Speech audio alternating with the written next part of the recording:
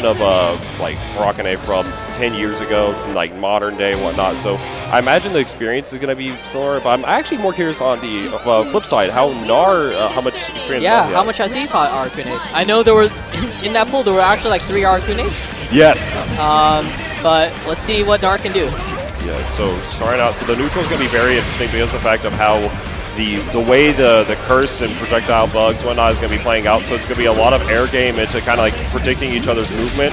And then the first to curse is going to get the setup. It looks like Soji's going to be there, limiting Nar's movement with that air hit, with the air cloud rather. And yep, curse on block. Nice cross up. Ooh, but dropped his combo. Yeah, he's probably trying to dash up, do crush trigger, but he missed a dash. Yeah, and got the hit here. Now we're going to get the setup. But all right. No recurse because this is BBCF and he doesn't get it, but he's going to get hit by Wake Up 5A or like Oki 5A. Yeah, and there it is. Falling JB going to be able to get the hit, and that's going to be game 1, or round 1 rather. Yeah, I feel like Sochi just walked up and did 5A and tagged Nar. I feel like that's just Nar's like he's going to down back and try to fuzzy jump out. Yeah, it definitely was trying to call out at least some sort of movement, some sort of like classic like footsies, walk on the range, kind of check them movement. Yeah, exactly like that. So now we're going to see nice. All right. Oh, the good anti-air. Yeah, 5C from top of the screen. Oh, this is his conversion. Yeah. He's been having that problem. He had that same problem against a long time. Oh my, yeah, that definitely is going to hurt. All right. Oh, a little too far for that, yeah. Yeah, a little bit too far for that 6 speed. You can convert 5A into full curse, but you have to be kind of close. You have to be like halfway. Yeah, you have to have that just that enough range for that 6 speed to work. Oh, yeah. But yeah, like we just mentioned, works at that range. This will be full curse for Soji. Let's see, we're gonna take it for a ride. What's the mixie? Cross up. Yep, classic. Oh, it just goes for another one. Wow, I've never actually seen that. Yeah, stop me. Tell me. Oh, yeah. I'll do whatever I want. I'm Soji. What are you going to do? There you go. Oh, but didn't get the cancel into the 214B. Yeah, he could have canceled into teleport into the spider ball, but he just didn't choose to. Oh, and ran into the cloud. That's going to be curse for Nar. You know he's got these setups. How can Soji block his own mix with the guard cancel? Yeah, guard break. He still has the burst on deck. Ooh, but the Nar knows that too. Yeah, try to catch him with the tech chase with the wheel, but it didn't work out. Ooh, but yeah, had to burst there. Yeah, Nar first one to burst. I really like the delay good cloud. The delay tech from so nice. Yeah. Delay that. All right, here we go. See, so, and gets the counter. Oh yeah, checks him. That could have been it. Oh yeah, that's gonna. Yeah, that's you don't gonna get be any an invincibility off that, so. Yeah, no invincibility, and then Soji kind of just placing the spider, like we mentioned, placing in that area where you think he's going to be moving, where he's going to be doing anything, but probably wasn't expecting Bees that scenario, but I mean, with that, the amount of meter he had and the curse he had, Bees was going to be the perfect setup to kind of get him back into the game. And just a little bit he was banking on that, but he didn't anticipate the spider. No, absolutely not. So now we're going to see Cloud Warfare. Oh, goodness. All right, Soji just controlling the screen. Ooh, burst, here we go. Yeah, the burst was a little in the, nice use of the cloud. Kind of, you can see where he was delaying the like adding more ones, just adding more time in the cloud to get that easy curse, instant overhead JB. Yeah, Soji has been using that hover cloud very well. Like, when he gets it, he just knows, okay, I control this guy, now I'm going to go from the ground and just like spit bugs at him. And he's able to get cursed that way. Very, very good. Yeah, and I like the use of the instant overhead JB there into the follow-up RC combo there. And then calling out Nar, having the habit of no-teching right now. Nice anti-air from Nar. Please convert this time. Yes! Oh, yeah. Soji going to get that curse, and now, yeah, excuse me. I got confused. Yeah. That's the mirror badge. I mean, so let's see. Oh, yeah, got the no cross-up. All right. Set up for the mix. All same side, goes to the overhead. Nice blocks from Nar, but got caught with the low. And all right, Nar kind of working on the last of his life. Oh, this is probably it. He's got OD. He doesn't have 50 meter to fully explode him, but this is probably it. Yeah, at least, just going to set up for, doesn't even want to risk trying to go for an extension with the EA. Just going to go straight for the classic pressure. Yeah, he's going to take his time, and there it is. All right, Soji takes it. Yeah. Great games from Okay, am I up? Okay. All right. So I'll be soloing it for a second. Taking the reins and gonna go play his match. Both of us will be playing in the brackets right now. So if we have some pop-on commentary, do keep that in mind. Yeah, that was really great play from Sochi. I'm always a fan of see him play, just the way he's able to kind of like use his movement so well. The delayed air movement there was phenomenal to kind of bait out the Nars 5C, and it was just really, really strong showing. So great stuff. And we're going to see how that's going to work out later. We do have a few other matches going to be coming up. Finrich is in this bracket. I believe he's playing Caliber. I think they might be playing off. Yeah, they're playing off stream right now. So keep a look at the Smash GG for SmashGG/AnimEVO for all the bracket updates. When I don't believe they're in real time, but do check out last bracket. We have a few others coming up. It's Soji's in this bracket. Finrich is in this. I believe Nezu is about to play off stream. We have a few other ones. Oh, but so we have Shinken, and I don't know who that player is, but we're going to have him up on stream right now, actually.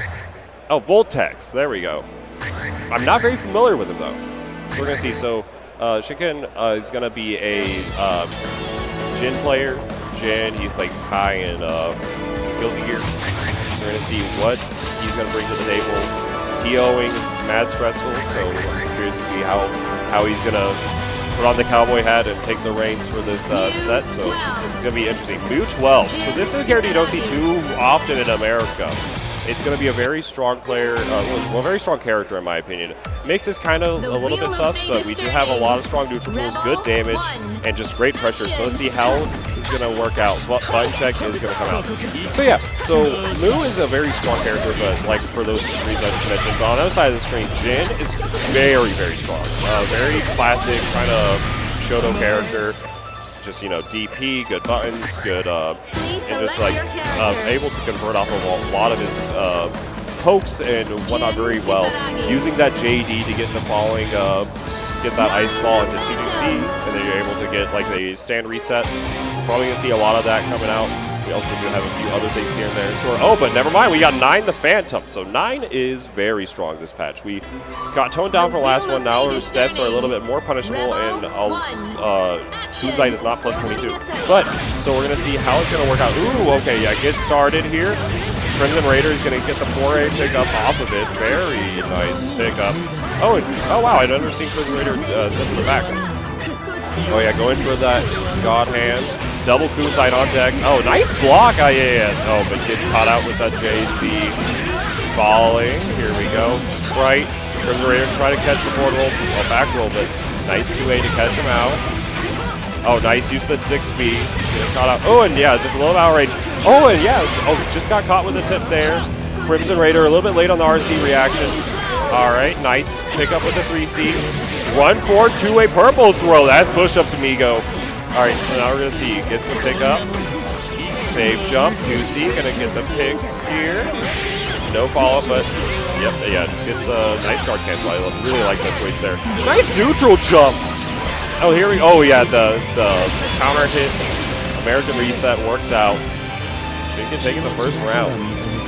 So I really like the way Voltex has been applying a lot of his spell usage and kind of he knows which buttons to use to create the spells he wants for certain situations. It's just been a lot of like call outs here and there. Like right there, for example, run up 2A, going to be catching out. Gets the counter hit.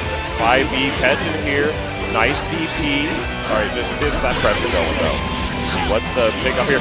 Oh, 6B into star. All right, that's going to be a good bit of damage. Nice pickup, safe jump. Try to call out the dash, but went to the front instead. 4A gonna catch him out. Here's the Raider. Yep, we're gonna get the Kunzite follow-up. Following buttons. Oh, he got caught with the low. Usually you can have the combo there, but goes for the reset instead. Very good option, showing it. But how will you adjust? Oh, nice defense. Good block on the Kunzite. Oh yeah, nice 3C RC into that 2B. Yep, and that's gonna be game 1. Going to Shinken. So that was very solid. And that's something that Jin is very solid at, and in this matchup in particular, is that Jin is his strong buttons, strong air game, and kind of movement options is able to call 9 out in a lot of these situations. And in the same regard, though, if Voltex does have that read and knows that situation, able to get that anti-air and whatnot, it is going to be a huge situation. But that 3C connect. Oh, the burst! That was a little bit goofy, but We're gonna see now pick up with that micro dash 2B, freeze, like we mentioned, it gets the, oh yeah, goes for the second one just to make sure the reset, dash up 5B, forcing some plus frames, nice use of the sword, oh yeah, RC, we're gonna go straight to the corner, and we're gonna get the double ice, oh, just going for the full-on combo, alright, goes in a safe jump, and yeah, didn't get the dash with the 2A, so now we're gonna be getting that play here, nice block of the low, nice call. Going for the same mix-up option there and getting ready for it and showing Voltex that he's ready to take this, going on set point. Rebel 2. We'll see now exactly what is going to happen. We have a nice block in the Kunzite. Crimson Raider connects. Oh, fatal counter from that 5D fired. That's going to be a good bit of damage here. I like the Amethyst moves. Here we go. Sprite, Oki. Nice use of the fuzzy jump to just avoid all of it. Oh, but down Sprite hit. Oh yeah, there we go. Now we're gonna get started. Going for, ooh, just a full-on call-out. Yeah, another dash forward. Voltex getting caught there. Ready to catch the forward tech there from Chicken was, and now we're gonna see. Oh yeah, Voltex has done forward dash every time. So now we're gonna see. Yeah, everything's getting called out. Very, very willing to just kind of throw out his spells to kind of control this neutral game. Not a bad option, but it's very it gets kind of situational whenever Shinken is punished it a few times. But now we're gonna see. Oh yeah, just DP. Oh, EX DP the invul wore off, but that's gonna be round 2 going to Voltex. Still in the match. Rebel 3. 6C. Oh yeah, nice use that 3C. Oh, wake up DP again. Kind of showing no respect for Shinken's wake up. Oh, Sprite, and yeah. Oh yeah, that's really hard to block. From the ball there, you have the option to block high for the Kunzite or block low for the 3C. And you can't really commit to it, but nice use of the dash. Gets that. Let's see it. Yeah, just goes for this 2-1-4B ender. Oh yeah, nice jump out. Well, that JC placement was finesse. Using that 4A projectile invul, get the stock, counter hit, oh, but no follow-up. Yeah, air throw a little bit low. Oh yeah, fatal, doesn't get the jump forward, but now we're gonna see possible, very possible we have an astral from either player. Oh, here we go. All right, yeah, just go for the burst. Oh yeah, Toga, not BB tag. Oh yeah, here we go. Overhead, arrows of ice. And like that, Shinken put in the cool on Voltex, taking it 2-0. A very, very solid games from both players. Very interesting to see how that was played out, and a great example of the 9-Jin matchup where how Jin should be moving in the match and how to really handle yourself in that neutral. However, let's look at this bracket from, let's see, I believe this was the last one. Let me look through some of these right quick, I think. Yeah, so for that last bracket, just oh, that was part of the last one. So the Sochi Monarch match was gonna be is part of the 8 a.m. bracket. That was kind of just wrapping up there. We have winner's side of top 24 or top 32, I believe. Yeah, top 32 so far is gonna be Elion. We also have Elon and Sochi in loser's side from that bracket. So let me see if I have any of the other ones here that are updated, kind of keep you guys posted. Let's see, there's a lot of strong players coming out. Let's see. Oh, this was the other bracket. So, in winner's side for last bracket, we have Yuta, and loser's side, we have Psychotic and Haru. Haru did beat Isoropia 2-1. That was a very, I actually got to watch that match. That was very interesting. So now we're going to see what exactly is going to happen. I believe we have Monarch. Yes, that's going to be Monarch and, oh, Tahina. So we're going to have S versus Lambda. That's going to be very... So this matchup, I'm actually really curious how it goes. I'm not too familiar with how S performs against zoners per se. Lambda, not a very strong character this version. However, Tahina, the specialist at work, able to kind of like just show what he has and put his money where his mouth is. So let's see, how is this going to work out? Lambda versus S. S does have a lot of really strong buttons to kind of contest and a lot of good mobility. Also does have fireballs of her own. I don't know what the durability compared to a 5D is from Lambda. So we're going to have to see how that really does play out if Monarch is going to be ready. But we'll see very, very soon.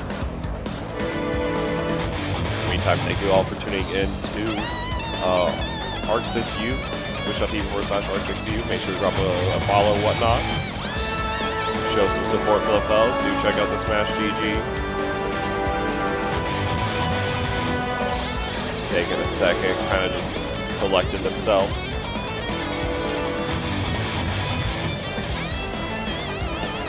I'm curious how this will play out. Because Monarch's very strong. Went to ArcEVO Japan last year. Based on his EVO performance last year as well. He got, I believe it was 4th, if I'm not mistaken. Losing to Finrich, and I believe it was losers semifinals. So, and that got him an ArcEVO ticket, so we're going to see if that's going to be able to follow up this time. We'll see how it's going to play out. Tahina also did very well last year. I believe he got 7th or 5th. So 2 EVO finalists last year. We're going to see how that's going to work out. Making that song. I better see that Cactus Carnival too. Okay, yeah, that's a good one. Tsubaki Deep's very nice. So Tahina versus Monarch. How it's going to play out, no one knows, but we're about to find out. EVO 2019 pools match. I'm going to check real quick to see where this is in the bracket, just so y'all can stay up to date with me as well. The Wheel of Fate is turning. Rebel 1, action!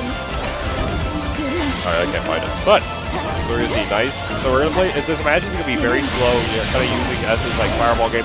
The projectile durability of that 5D is going to be greater than S's Fireball. Good to know. Monarch is going to have to be finding ways to angle it a little bit well and kind of place it in these good spots. Got some GBs. Alright, here we go. Nice use of that JC. Blocks the mix up, but because the install is going to be plus. Monarch is one player that is very great at establishing when he can get these installs and be able to force these issues because of it. Nice delay tech on the wheel, Oki. Oh, it drops his combo though. Oh, wow. Nice use of the RC. Gets the confirm, and now we got this pressure going. Oh, yeah, gets caught out with the 2B, well, J2B rather. Twinkle Toes, that's going to be game 1. Monarch very convincing first game, but Tahina looking to get his game started as well. Nice block on the 4D. Yeah, counter hit. That's going to be big damage here. Able to get the pickup off the 2B. Was a blue beat though, but yeah, Monarch one to no tech very so often. So we're going to see now get caught out, but nice and a punish. Nice recognition from Monarch. Some good roll block there, especially nice catch on the back dash. You even see the dash forward there just to make sure that it was going to connect. Very, very good play here. Gets the knockdown. Oh yeah, the JD fake setup and does pressure. Nice use of the JC. Gets caught. Oh, and the burst was baited. Soul was taken in that game 1, going very convincingly to Monarch. We're going to see how it's going to play out from here. Monarch did also have I believe he got 7th at Frosty Faustings for CF. I'm not entirely sure what other tournaments he has gone to outside of that. I don't believe many. We're going to see one of the very strong players to come out, so we'll see how game 2 goes. We got Circus. Tahina definitely going to take a second to relax. I feel like a lot of the situations just Monarch kind of navigating the neutral and navigating the spacing very, very well. Catching that you saw with that 6B getting punished with the 5C. Or 5B rather. We're going to see how it's all going to play out. Game 2, round 1. Wow. Alright, command dash throw. That is the classic Tahina. Alright, gets the pick up here. Wall splat's going to get the saw here. And yeah, just up the spike chase for Oki. Oh, but 4D was off the screen. That's ridiculous. Kind of dashed into that sour spot, but nice use of the micro dash 2B. Now we're going to get the full opening here. Overdrive, raid, exactly where he needed to be. Gets this full juicy punish. Here we go. Yeah, gets the full corner to corner. Very strong. Now we're going to see exactly. Nice use the weapon to get to these plus frames. Overhead. Alright, here we go. Nice anti-air, and we're going to get the burst. So As it's going back down, Tiana getting his game started. Nice tech on the throw. 5C gets a test after the throw. Yeah, that's going to be round 1. Set point right now going to Monarch. Very strong play. Tiana not out of the fight. Really able to come back from it. With the counter at 6B, that's going to be a very good start to the round for Monarch. Very cheap buzz. All right, nice use that JC. Gonna get the pick up here. Full corner to corner. Save jump. Nice delay tech. Timing it perfectly to kind of contest exactly where he needed to be. Spike chaser, gonna jump out of there. Ooh, and the train of the projectiles. Using the crush trigger to set up for this scoop. Alright, install setup. Forcing plus rates. React onto overhead. And yeah, nice use of 5D, setting up the gravity seed. Gets the knockdown here. Yeah, the air dash to kind of delay the movement there. Just hitting that DP. Gets the throw. Yeah, just going to be able to overdrive into the super, but drops the combo. Will he be able to come back from it? Oh, here we go. Yeah, just using that EA. That was an active flow EA, so 4K going. So now life bar is looking kind of even. Very close. Next hit will kill on either side. Nice block of the 4D. Gets the RC from the low. 50 meter on deck. No burst from Monarch. This should be Tiana's round, and that's it. Doesn't even need to cash out. Tiana still showing that fight. Very good use of the active flow EA to even up those life bars. And now Rebel 3 is going to be coming right at us. It's the movement going. Oh yeah, nice check with the 5A. Yeah, even dash back to prevent the S turn. Nice pressure. Blocks the overhead counter hit. Yeah, the charged version does have plus on block. Nice. Purple throw. We ain't doing push-ups today. Here we go. Gets the setup. Yeah, just going for the 2 feet. Catches on the no-tech, and sometimes it will even catch the rolls, or if you dash or more with it, you can positive cross under. Very strong option here. Overdrive through the 5D. That's exactly where you need it to be. Action flow is on deck, so getting that extra damage from all this punish. Ooh, but yeah, it drops the combo yet again. Oh no, but here we go. Yeah, goes for the projectile super. RC's it. Wanted to continue that pressure, but a little bit too far for it. Oh, nice use that 6A. Gets the anti-air. Oh, the JC. Oh, okay. So Lambda 2-2D there. Going to be a reversal. Only influence frame 1 through 7. And because of S's DP having that influence as well, they kind of just traded with that. And tons of active frames. Catches them right out of the air, and that is going to be Monarch's game. Let me see real quick where they are. That was very entertaining. Very good set. What is this bracket? Let me go through it real quick. In the meantime, thank you all for tuning in. That was a very, very good set. Let's see. Yeah, I think they have them for bracket running. So, yeah, I don't have the brackets on hand. It's going to be very good to see. I believe Beta Dude is in noon pools. I remember this pool having a ton of, yeah, right here. He's going to be in the 12 p.m. pools. Is Beta Dude with Dead Spike, with Iwashi, and a few other very strong players. Dollar and a few others. So that's very strong bracket. A lot of Ragna. So that's going to be good. In the meantime, I don't know these 2 players. I like his hat though. Big fan of the color yellow. Please select your character. Be, good to see. Good old-fashioned plays with being rock here. This is an ArcSystemsWorks qualifying event, so please keep that in mind. Winner of this will be going to the ArcSystemsWorks World Finals. If I recall correctly, this should be the last qualifying event as well, outside of the last chance qualifier. So we're going to see how exactly this is going to work out. Last chance qualifier is going to be kind of a wild ride, so getting this nice spot is going to be good, and then along with that, points are going to be used for seeding. So Kito, Shura, Lambda, Netplay, PlayStation 4, run some tournaments such as Showdown Versus and a few other things here and there. Very happy to see him come out. I believe he was trying to go to see Otaku last year, but couldn't make it out, but able to come to EVO this year versus Ray. I have no clue who Ray is. I will be 100% honest, but playing Izayoi, I imagine this matchup is going to be very difficult for Lambda, just because of the way Izayoi functions. So the way Izayoi is going to want to play this is going to be able to play the slow game, get a lot of stocks going, and use this teleport mobility to kind of close gaps and kind of get this pressure going. Meantime, Lambda, we kind of saw Tayana earlier. Hirahara also among that level with Tayana, just be able to use a lot of the pressure with projectiles, whatnot, able to snipe Izayoi out of her movement whenever she uses that JD to kind of stall. It'll be great to see. But Rebel 1, how is this match going to start? Yeah, just going to go for some slow projectile games right now. Hit with that 2D.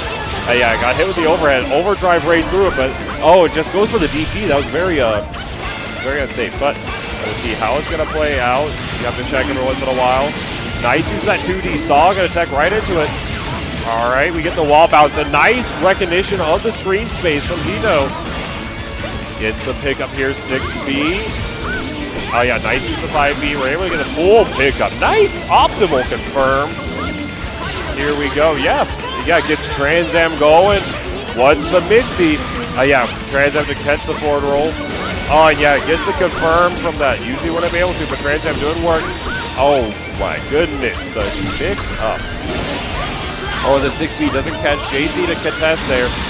Oh, and yeah, using the projectile super. Oh, that was very, very smart from Ray. Able to teleport behind, able to get things started, and using a lot of moves and a lot of buttons that were just going to keep him stationary, so he wasn't going to be running into it.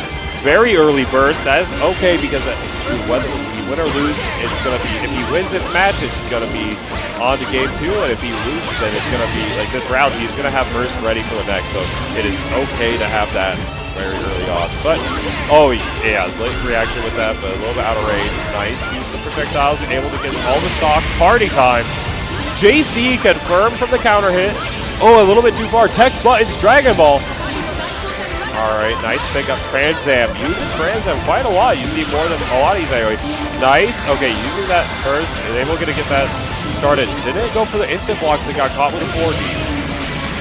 So if you aren't aware, whenever you have Lambda or New, whenever they do that projectile storm super, you're able to, because you're blocked at the time, you're able just to flick back a ton and able to get this pressure started and able to get a lot of IPs and a lot of meter from it. So very good stuff. Using that Spike Chaser meaty. Nice jump out. JC gonna get that match as well. So now we're gonna have 1-1 on the board. Who's gonna take game 1? Well, we're gonna find out. Very, very nice. Oh yeah, nice use with JC, Spike Chaser, meaty. Oh yeah, a little bit too high. Ah, that's the classic. The multi-hits of that all being lows. So anytime you stand up, he's gonna catch up. Very good stuff. Pressure from the wheel. Nice teleport out though. JC, no counter hit. He recognizes it and goes for something else. No push-ups today, amigo. Alright, nice check on the projectile. Counter hit. And yeah, another confirm from that counter hit. May have worked from regular hit as well. So we'll see. Nice use of that 4D. Yeah, projectile storm and the teleport going right into a gravity seed. No meter and no overdrive, so this shouldn't kill, but able to get a lot. Yeah, nice use of the EX teleport. Gonna be able to get up right behind, ignore that 4D. Yeah, using that, cashing out that last stock. Oh, just wants to use the movement in this mode, I believe. All right. Oh! That burst was, I don't believe he wanted the burst. I think he wanted to, thought he was gonna block into overdrive or maybe even just panic, possibly. But that is a very unfortunate way to go, and can't let that get to you. Got to keep that mentality stable. So Ray losing that one, but Hirahara wants to take this set. 1-0 right now. Wheel of Fate is turning. So I like the way Ray's been using Trans and movement one up, and whenever it comes to the defensive situations, that's where he's kind of been getting caught the most. Called out the most rather. Nice pickup from Kito. Is the full pickup here. Yeah, just using the wheel, getting that OP situation started. Nice counter poke with the jab. It doesn't work out. 4D, that's the second time between 2 sets that we've seen the 4D go a little bit off screen. The sour spot. Oh yeah, oh, and using the stance charge, cancel it into the instant overhead. 2D, but no counter hit, so no full combo. Gets the pick up. Ow. Here we go. No full combo yet. No death, but very close. Yeah, just not saving that burst, keeping it for next round. You're gonna have that overdrive advantage, so able to overdrive through any sort of like 60 or any sorts of that. Let's see what's gonna happen. Nice trade though. That works out a lot in Vito's favor, being able to kind of establish that neutral again. Overdrive there is a little bit questionable just because of the way the spacing. I feel like you want to save more of a defensive situation when you're able to contest. Nice use of the 5B. Let's see what is happening here. Oh, okay. Overdrive through, well, not even overdrive, just DP through the 6B. But because the backstep that it has, able to get all this advantage started, 6E out, that had to be a messed up DP input. So we're going to see. Gotcha. So yeah, so we're gonna see nice pick up. We got the the guard cancel. Both whip goes for the throw. Hito Shura gonna get the full confirm here. Yeah, just burst. And the gravity seed hitting behind. That's gonna be the set. And I'm gonna go play my match. If you got and you'll be taking over with Shinken again. All right. Hello everyone once again. I'm done with BB for the day. I lost. Yeah. I don't know who's coming up next.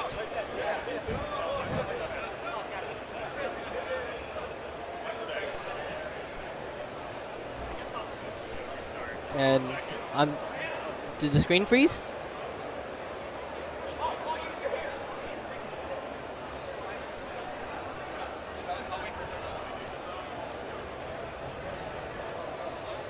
Did the screen freeze or what happened?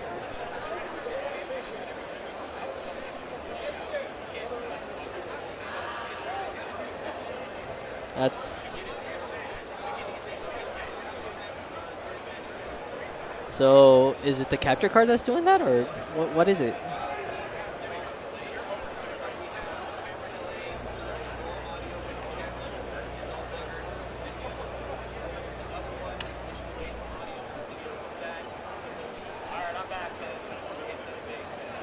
Okay. So we've got some audio-visual problems, mainly just, I guess, some kind of sync delay between all the, between the capture card and the webcams and my headset and everything else. Again, sorry about all the technical mishaps, but that's kind of life as a side game. You're not as well. What's the word here? Not as well funded as the main games. But you know, we're here because we want to support the game. And we're doing the best that we can with the situation that we've been given. And yeah. Up next, I believe that's Desu. I don't know any Japanese players that play Hibiki other than him. And I don't know who his opponent is.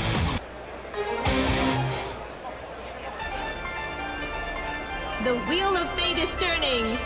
Rebel 1. But anyways, here we go. Oh, Abdi. Okay. Alright. PPK versus... Oh, this is probably button check. PPK versus... Oh, no. It looks pretty serious. Wait. No, never mind. So, yeah. Lychee. Lychee has a long-time BB character, but you don't see that much of her, strangely. Her entire game plan is she can set a staff on the ground and use it as basically like an assist. A very simplified assist, but yeah. Select your character. With that, obviously that gives her a lot of versatility.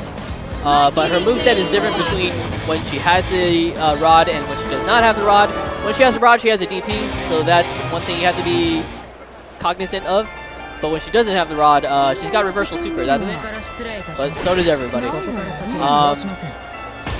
So I think we're going to see Nezu just like try and pick a spot and tag him, and then just lay down the pressure. Bait that DP if he has it. If not, just don't care. Just run him down. But right now, Abdi is doing a good job of just like stopping Nezu from doing anything. A lot of withdraws from Nezu. I don't know why. It's going to DP out, and here we go. Shibiki time. He's going to do a quick block string, do cross up. Yeah, he DP players love that. And he's going to knock him down. Stop him from rolling out of the corner, just maintaining the control. Just going to keep, oh, grabs with the air command grab. RC, this will probably kill. Oh no, he's going to burst. This is half-life lead, no room for error, and there it is. Rebel 2, action! Okay, here we go again. Hibiki just gets in. He's going to do a nice chunk of damage, sends him corner. Oh no, quick drop. So Abdi's entire game plan is just throwing out the JD and then making something happen from there, it seems. And if you can get a block string going, set that staff in the middle of it and just keep going from there. He's doing a decent job. Gets the overhead. Oh, a little too far. He needed that dash for that Rekka to connect. Throw gets broken. Nice, another command grab from Nezu. Gonna go for a full combo here with that RC. And usually it seems like Abdi does okay, but then as soon as Nezu finds one opening, he does a giant chunk of damage, and then he maintains control for the rest of the match. In this case, though, they kind of fight back to Mint's green, both sides just like getting small hits in. I think Nezu's just playing a lot more cautiously than usual. Oh, catches that command hop. Nope, DP. Yeah, you gotta be aware, Nezu has a DP, and he's not afraid to use it, especially when he has 50 meters. It feels like Abdi needs to find a way to bait the DP or find a way around it. Nezu's been using that as his pressure release valve quite a lot in these matches. And if he has a meter, he RCs and gets out. Yeah, I'm not sure what options like he has to do that. Perhaps a low profile move of some kind? I don't know. Cross up. Oh, quick burst from Abdi. Here we go. No staff, but pressure game's a little better now. No, staff is too far away to work against an assist. Good hit from Desu. Small combo. Into cross up. Keeps going.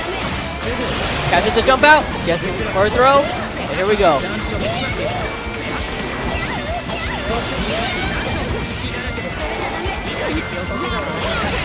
Oh, blocks that DP, doesn't get the punish, and there goes Nezu, one round away from advancing. Rebel 2, action!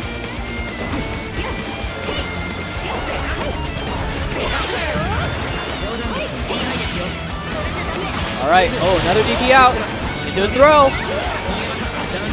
Yeah, Abdi really needs to find a way to deal with those DPs. He's just getting blown up for it. Reset doesn't work. Alright, here we go. What's the plan? He's got staff. Like he's OD, he gets basically better control of his assist staff. Like, it's always with him, and if he presses D, the staff comes out and hits in whatever direction he presses. So, unfortunately for him there, he didn't get much off of it. He was able to reset to neutral though, but that's a pretty expensive reset.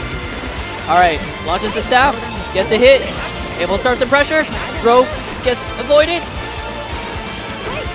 Back to neutral. Alright, Nezu just playing very safe, gets one nice cross up, and this is probably it. He's got the meter, he's got OD, this is enough to kill. Yeah, just stomp him to the ground, I guess. Alright, Nezu moves on, 2-0.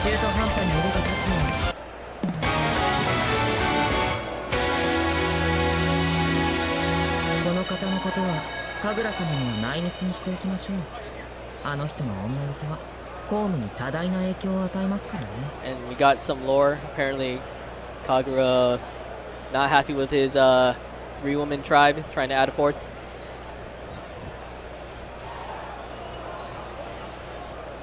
Do we need to play ad for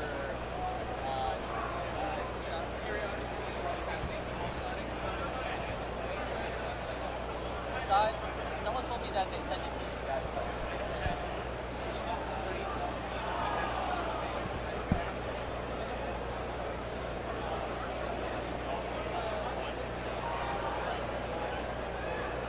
We don't have to play it now, just if you have it on deck, we can do it otherwise.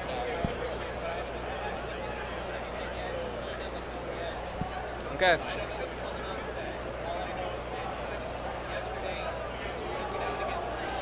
Okay. Well, while we're waiting for our next match to go, I want to say thank you to ViewSonic for providing all the monitors here at the ArcSystemWorks booth. Yep, that's what all of our competitors are playing on. It's pretty nice. I haven't had any problems with the monitors so far. It's just all the other hardware problems. So, in terms of reliability, yeah, give it up to ViewSonic. Winner of that game here today at ArcSystemWorks booth EVO 2019. Up next, I believe that's Fenrich. All right, Fenrich versus Hirahara. Two Japanese players. Fenrich, obviously the top Jin in the world, bar none. Possibly the best BB player in the world, bar none. And Hirahara, who beat me in pools. So if there wasn't a a bias already, I have double desire to see Hirahara lose. But yeah, Fenrich. Oh, Hirahara getting that selfie in. Yes, Fenrich, player 1. Obviously part of Cyclops Gaming. Been there for a long time now. He's here for BBCF. He's also here for Dragon Ball and BB Tag, I believe. So yeah, you'll be seeing a lot of him, assuming he makes it far enough, which he probably will. In the meantime, Hirahara played Asriel. Fenrich, obviously Jin. Let's see what he does. Obviously, Jin generally, he's got the buttons in the air to just tester you forever. JC, especially against Asriel, whose movement is not as good, but Asriel's thing is he's got, once he gets in, he can play like a total jerk. Be very disrespectful. Convert that to big damage and just keep going from there. This is probably button check. Japanese players like to do an in-game button check beforehand. Oh yeah, I dropped quite a few combos against Hirahara. It was my bad. I forgot my OD confirms. I mean, fatal confirms.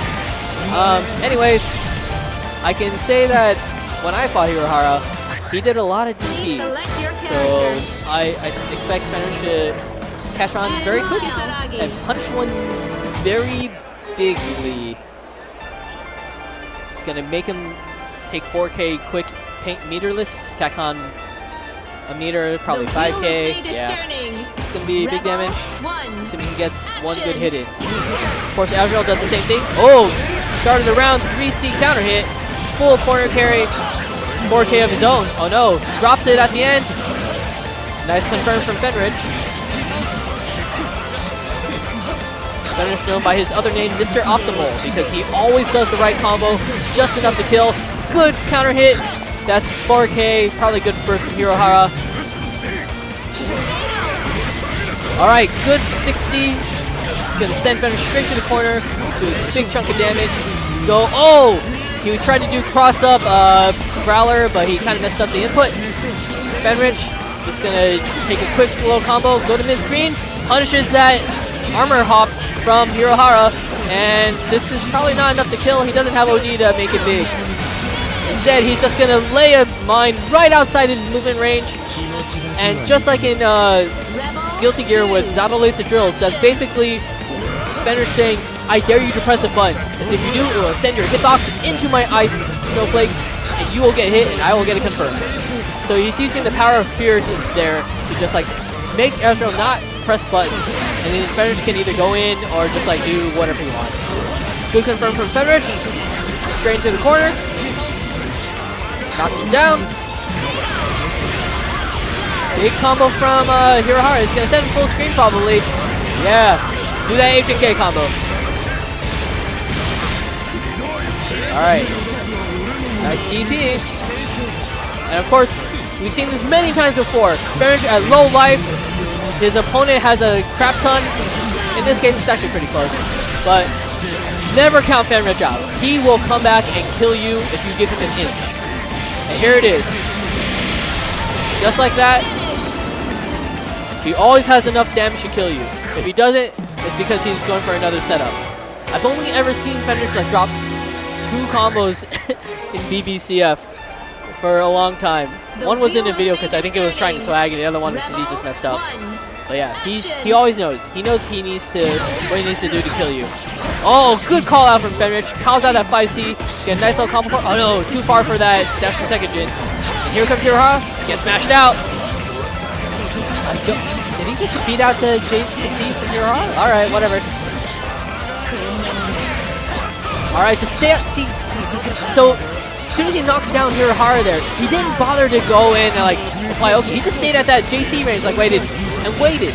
He didn't want to like just run an offense and like risk getting hit by himself. He's just like, alright, I'm just gonna maintain control here. I have the life lead. If you want to press buttons, you're gonna get hit because my JC is like god of the air.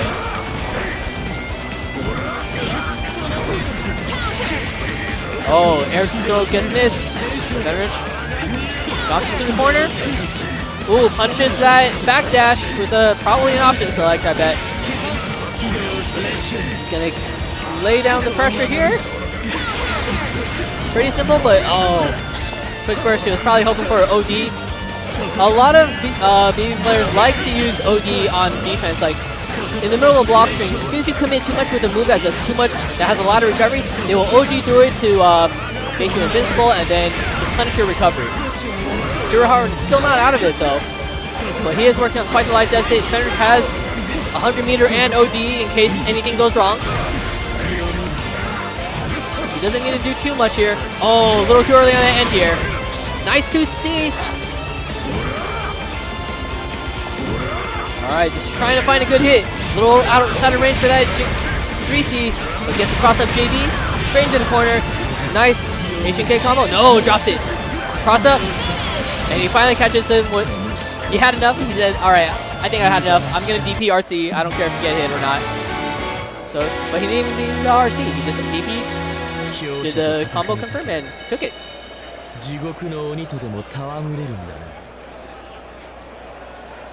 So, DDP, strong tool from Jin. They've buffed it in CP from CP days. Before, if you hit from behind, it would actually send the opponent behind you, and you would just like not hit them at all for the second hit. In CF, they actually said, okay, if I'm behind you and it hits, it doesn't send him this way. It'll send him back in front of you, so you can actually get the 2 hits. It's a nice lifestyle upgrade for Jin. Before, if you did a cross-up hit with Jin's DDP, you would just like say, well, such is life, it's time to die. Similarly, in the old games, you could actually DP through burst. They took that away from almost everybody in this game except for like, Astrals can still do invincible through burst, and Relius Twirl can invincible through burst. Everything else gets hit. That usually doesn't occur, but you know, it's nice to keep in mind. It's why burst, they buff burst a lot because of in the past there were like safe ways for Jin to like beat burst, like he'd DDP anytime he would predict a burst, and if he didn't, he would just continue the combo, and if he did, he got a nice burst reset. So up next, I see, is that Nezu? I can't tell. Yes, Nezu and Monarch. So it will be Hibiki versus S. Nezu, obviously a very famous Japanese player. Monarch from the US. Did pretty well last year in the BB side tournament. I believe he got top 8. Yeah. Let's see how this goes. S is a lot buffer in this game from 2.0, or in 2.0 I should say. They reduce his recovery of her 5C, which is her big gun. Oh, nice stagger into a quick knockdown. Alright, DP's out. S has a DP of her own, but it's a lot slower and a lot crappier. She's gonna do a nice combo here though. Monarch getting a few good small hits in, but nothing major. Desu now on the offense has evened up the life difference. It's just gonna base a DP, not able to combo off of it. One big, oh! Base the DP and the burst, and here comes big damage time. Blue beat combo, but we take those. It's gonna power up.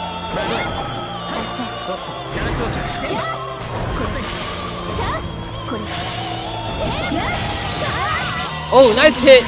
Gonna use that power of that crest upgrade to confirm off of those stray hits like that. And follow that up with a super. Finish off that round. Oh, thought Monarch trying to DP or something. And, oh, not quite as good punish on no tech, but still has control of the situation. Jumps over that anti-air. And, oh, it's just trying to bait anti-airs with those hops. So when Desu does a hop, he has a couple options. He has a anti-air command grab, or air command grab, I should say. Ooh, early burst from Monarch. Doesn't want to eat that combo. Just gonna send Desu straight to the ground mid-screen. Doesn't, so that's a nice little combo extension. Doesn't do that much damage, but you know, it's there, you might as well take it. Nice anti-air that actually hit on the ground, but it's alright. Gonna send Monarch straight into the corner, and it's Desu's turn. Gonna bait with a throw. Monarch on point with the throw break. Oh, DP, very nice. DP of his own back. Another DP with RC. Damn, 3 DPs in the span of like 2 seconds. Alright, Desu takes game 2. Very good command of that situation from Desu, I would say. He just kind of tried to not overextend and just let Mark slowly whittle down. Monarch has not been able to do too much damage with that S, but I confess this is a bit of lack of knowledge on my part. I don't know what S max damage is, but from what I've seen so far, it's been like 2k-ish, which is pretty low, which I assume is just because the nature of the hits he's getting. Obviously, you take what you can get.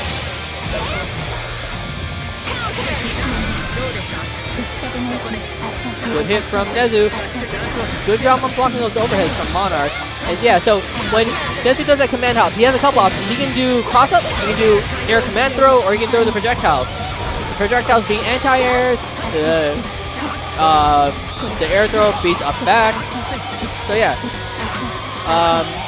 And the cross-up, or the overhead, which can also cross-up, is his main offense tool. So he's got quite a few options when he does it. Gonna go for the reset, doesn't get it, catches the fuzzy jump.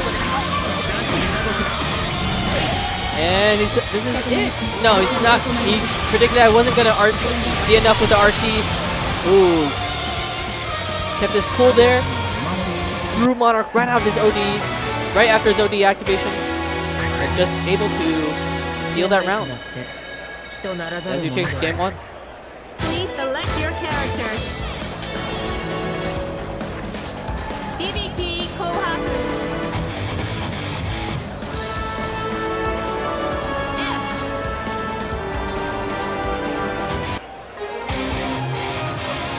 Alright, so what can let's see what happens next, I guess. I don't have much, feel like these two are playing above my skill level, so I'm hesitant to give advice.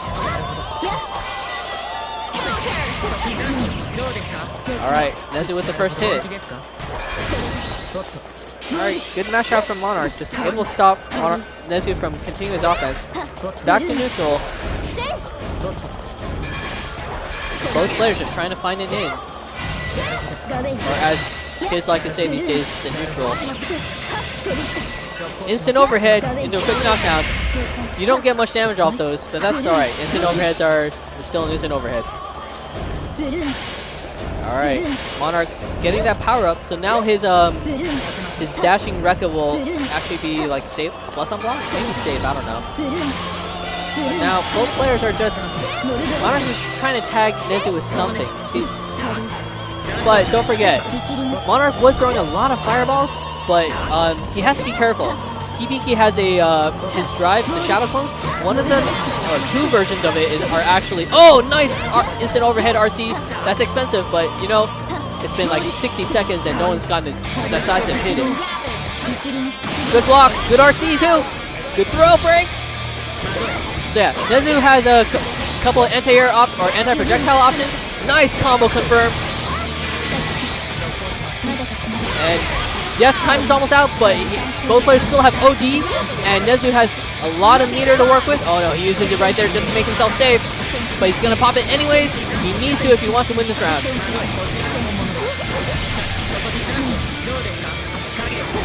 Oh, he's got the life lead now. But don't forget, Monarch has his own OD. Oh no, he's just gonna let him take it. Good use of the R resets. He wanted to see if he never let Monarch ground tech. He was just like, all right, if you're gonna OD, I'm gonna just keep popping you into the air. I don't care if you air tech OD, because your options are much more limited off that. So good call from Desu.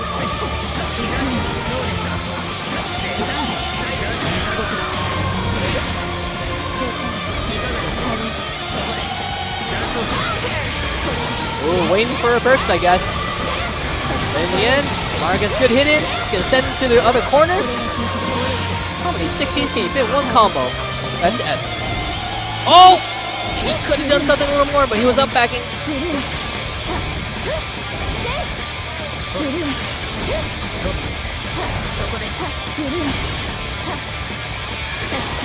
Alright, both players kind of doing the same thing before.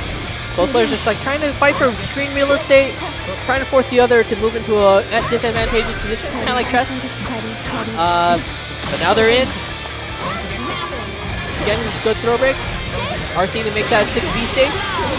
Into another overhead. It's overhead. Monarch's gotten quite a lot of those. You don't get that much damage off them, but that's alright if you can get enough of them. You know, just slowly whittle them down. Oh no! Alright, good burst from Monarch. And there's the anti-air projectile option from Desu. 1 of 2. Ooh, caught him right there, and that should be it. Alright, Desu takes it all. 2-0.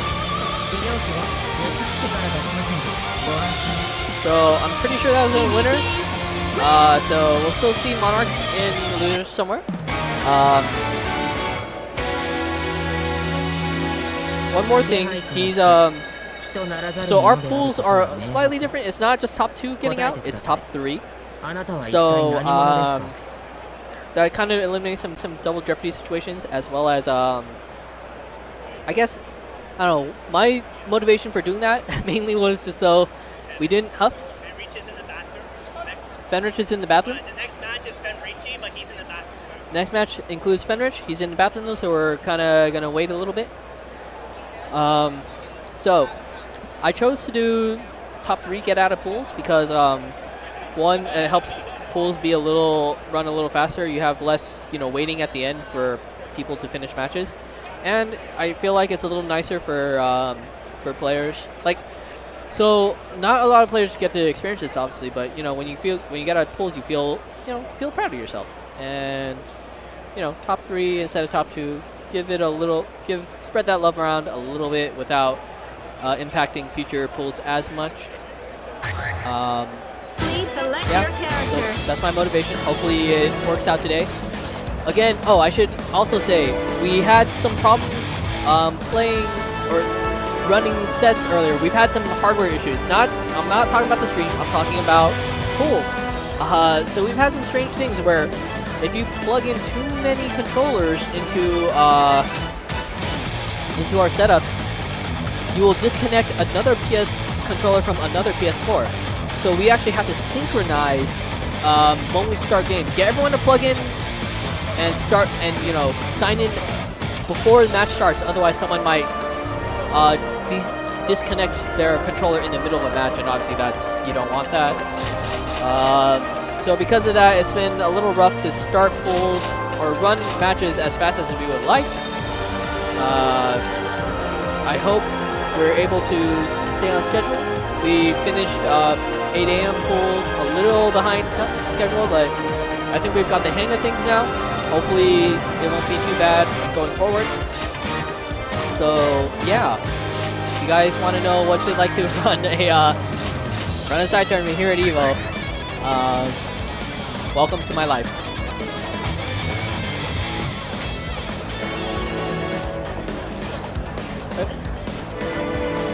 So, yeah, waiting on Fenrich. Is that him? No.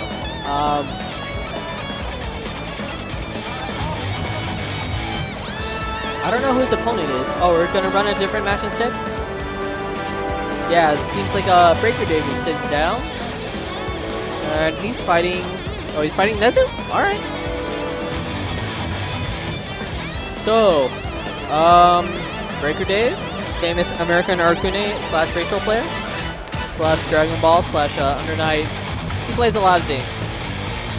But we're glad he could make time for BBCF here today.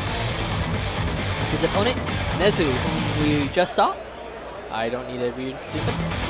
I don't know how much time Breaker Dave has put back into BBCF, but you know, I'm sure a lot of his muscle memory will come back soon.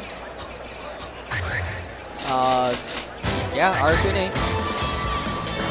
It's funny, in the previous 8 AM pool I was running, there were 3 Arcunes. I don't know how many are in the 10 AM ones, but well, Breaker Dave's probably one of the more notable ones. Rebel 1, action! It's probably button check, don't worry.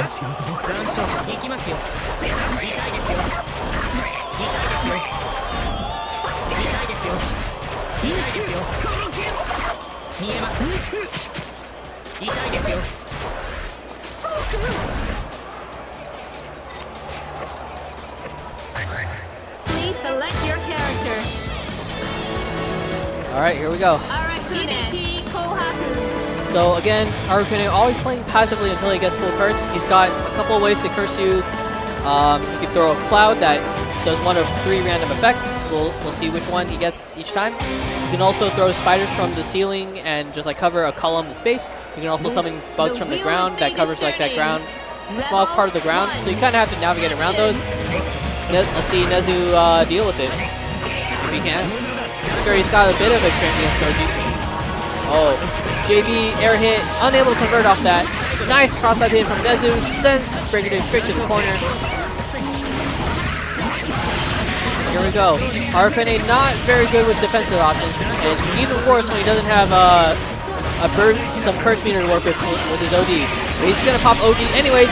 First OD straight through that big middle 6B from him, and just get out of that situation. Straight into a throw, and here we go. Full curse? No, he's gonna burst. Unable to convert that burst punish. Jack back on the mic to join you. Oh, Breaker Dave versus Nezu. All right. Oh, nice confirm from Nezu. Gets the Azure drop all the way down. You can see. Oh, nice. 2C straight into full curse. Yep, and this nice is gonna be big. recognizing the screen space there, going to 7 for the 6B. Here we go. The mix. Nice block from Desu so far. Oh, I should mention that puke color cloud on Desu is something Arcune has access to during curse. It slows your movement to like a quarter to what it is usually. So it's much more difficult to run away if you can throw that cloud on you. Exactly. It's like sludge. Exactly, and it's very strong against like characters with like good backdashes and whatnot because you just don't move at all. Yeah, you're invincible for a little bit and then you just stay in place like, well, guess I'll die. Yeah, exactly. But the counter hit, no rule confirmed there from Desu. Let's see what the plan is here. Oh, the cross up. Yeah, going for the cross under there after the tag. Very good option that BT has, and Nezu going to use it to his full capability. Get the ender there. Yeah, try to go for the tag into the Ezra. Yeah, if he does that low enough to the ground, it's actually pretty safe. Maybe plus even, I don't know. And BT is very good because whenever he goes for the DPs and he's able to RC it, if he RCs it at the specific timing, he can either stay low, like stay on the ground and go for a 2B for a low, or if not, he can be in the air and he go get a JC as a overhead. So it's a very solid option, but yeah, nice using it to get out of that pressure situation right there. Nice conversion. Yeah, good burst. Stop that curse from happening. And, nice. Well, he stopped it for a little bit. Here we go again. Recognition there. Breaker Dave going to be able to get that aerial hit JB into the full confirm. Nice no tech from Desu.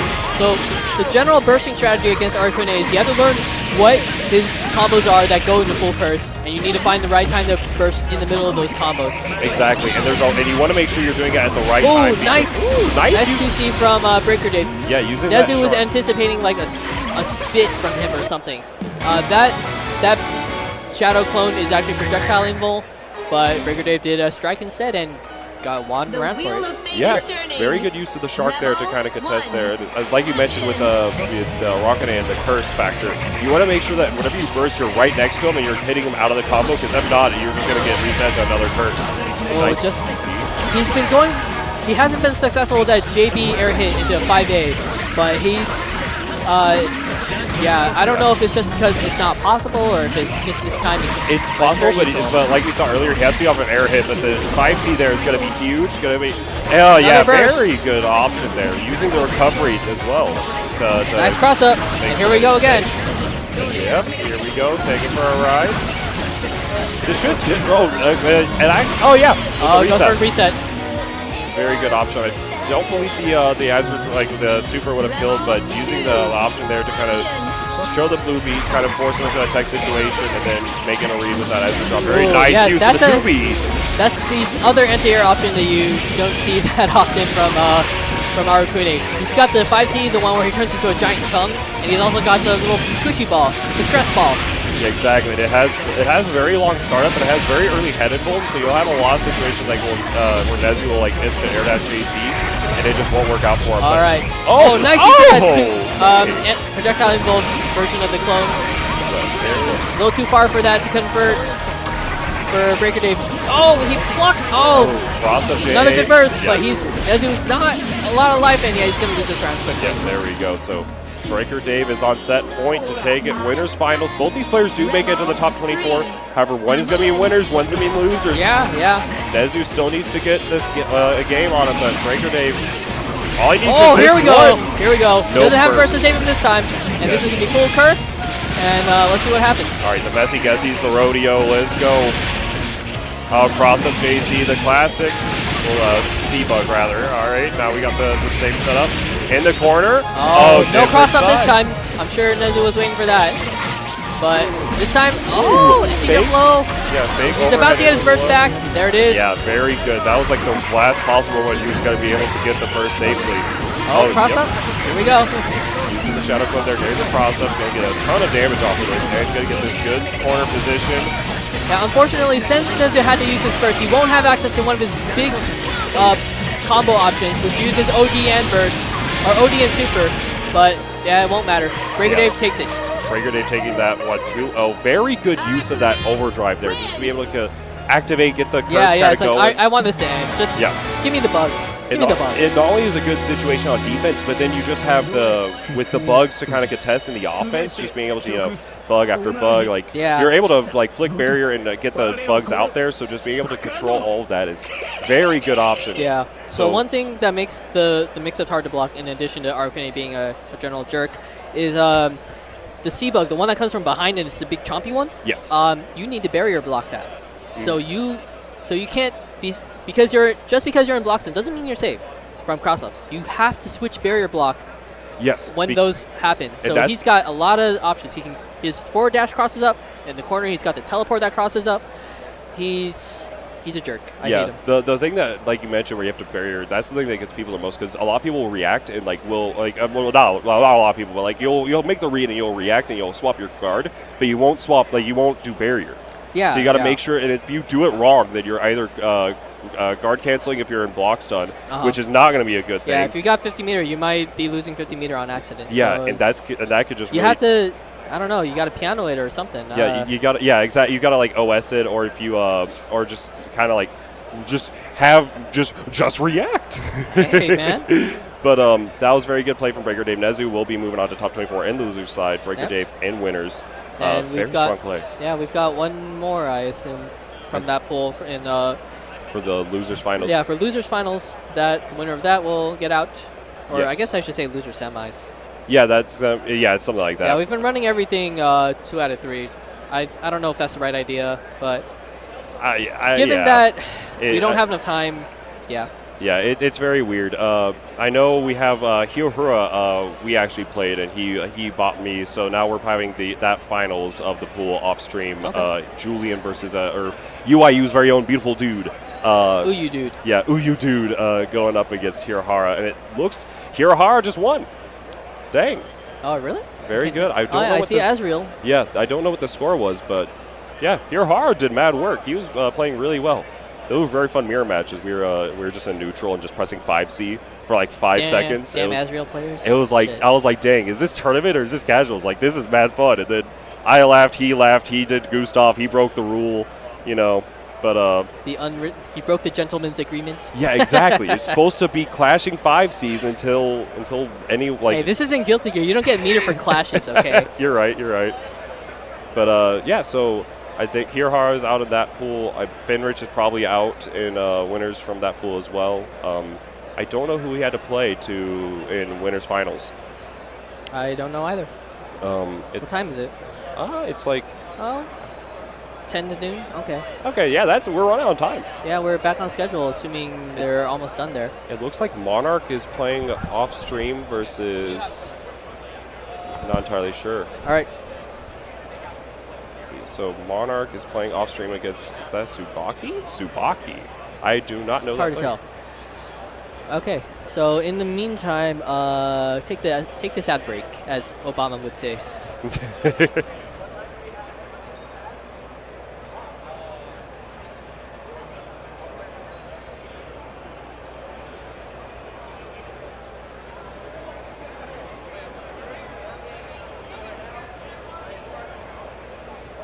Or maybe not?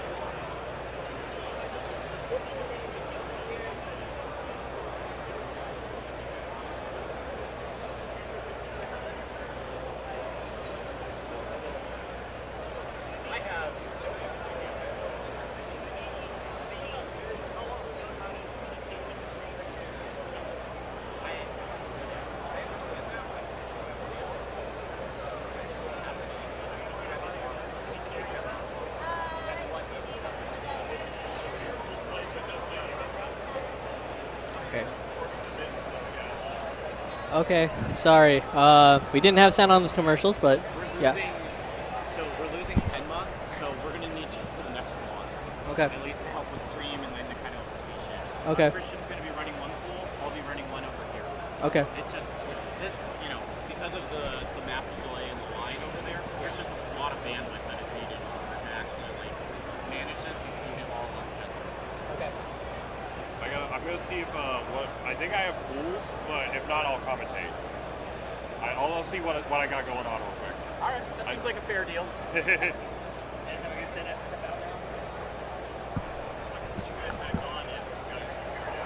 Sure. Sure. Yeah, I'm good. So, yeah, Soji, surprising loss from Soji. He lost to the Korean new player, Elon. LLON _ Yes, new very 13. strong new player from Korea. BB tag player as well. Also, very strong. Very good at the zoning game plan. So yeah, that was an upset. And then losing to Elion in the winners finals, that pool. Yeah. So Elion out in winners and Elon out in losers, along with Soji. Yes. That's pool one. I don't know. Do we have the pools for? We might as well announce it now. So let's see. It was Fenrich, Kito Shura. Shura and Hirahara in losers. Yes, so Finrich, I assume, won that match. Yeah, I'm assuming. Yeah. Where's the other pool? It's going to be, let me kind of cycle through these real quick. So here was, Haru got out over Ice Europia. I mentioned that. We also have Yuta and Psychotic got out. So that's going to be interesting. He does have Unis at that time as well. So it's going to be a overlap, which is going to be very hard on him. But I believe in the Canada that believes in him. Believe in the Carl that's the unblockable. That's very true. But in the meantime, thank you all so much for tuning into the twitch.tv/ArcSystemWorks U for Blaze Blue Central Fiction. We got the pools going on right now. Yep. I believe the next block is starting, so it's going to be just a second. Theoretically, it should be starting, but yes. you know. Yeah, because I'm sure if you guys saw on Twitter with the line, it's kind of causing some issues. So bear in mind, there are going to be delays in the pools. There are going to be some delays here and there, so don't get too upset. Okay. I need to step off and run some bracket stuff up. Yes. Probably be back. Gotcha. I'll hold down the fort. What's going on, chat room? It's been a good bracket so far. I lost an Azrumir and Caliber, so that was a good time. I've tag pools coming up. I know everyone loves some BB tag. What's happening with y'all? I see some of the stream chat. So, what's some of the matches that you guys are just for? Check out this match, GG. Let me know. Give me some of your predictions for these pools. I think these next bracket, we have Beta Dude's bracket, which has Iwashi. Oh, yeah. Let me know. Give me a 1 in the chat if you're down for Beta Dude taking that. Give me a 2 if you think Iwashi. I want to see that. I know there's a few other ones. There's Dora and Kairos' bracket. If Kairos pulls through with that. We do have also Lushi, Wu Cash, Fims,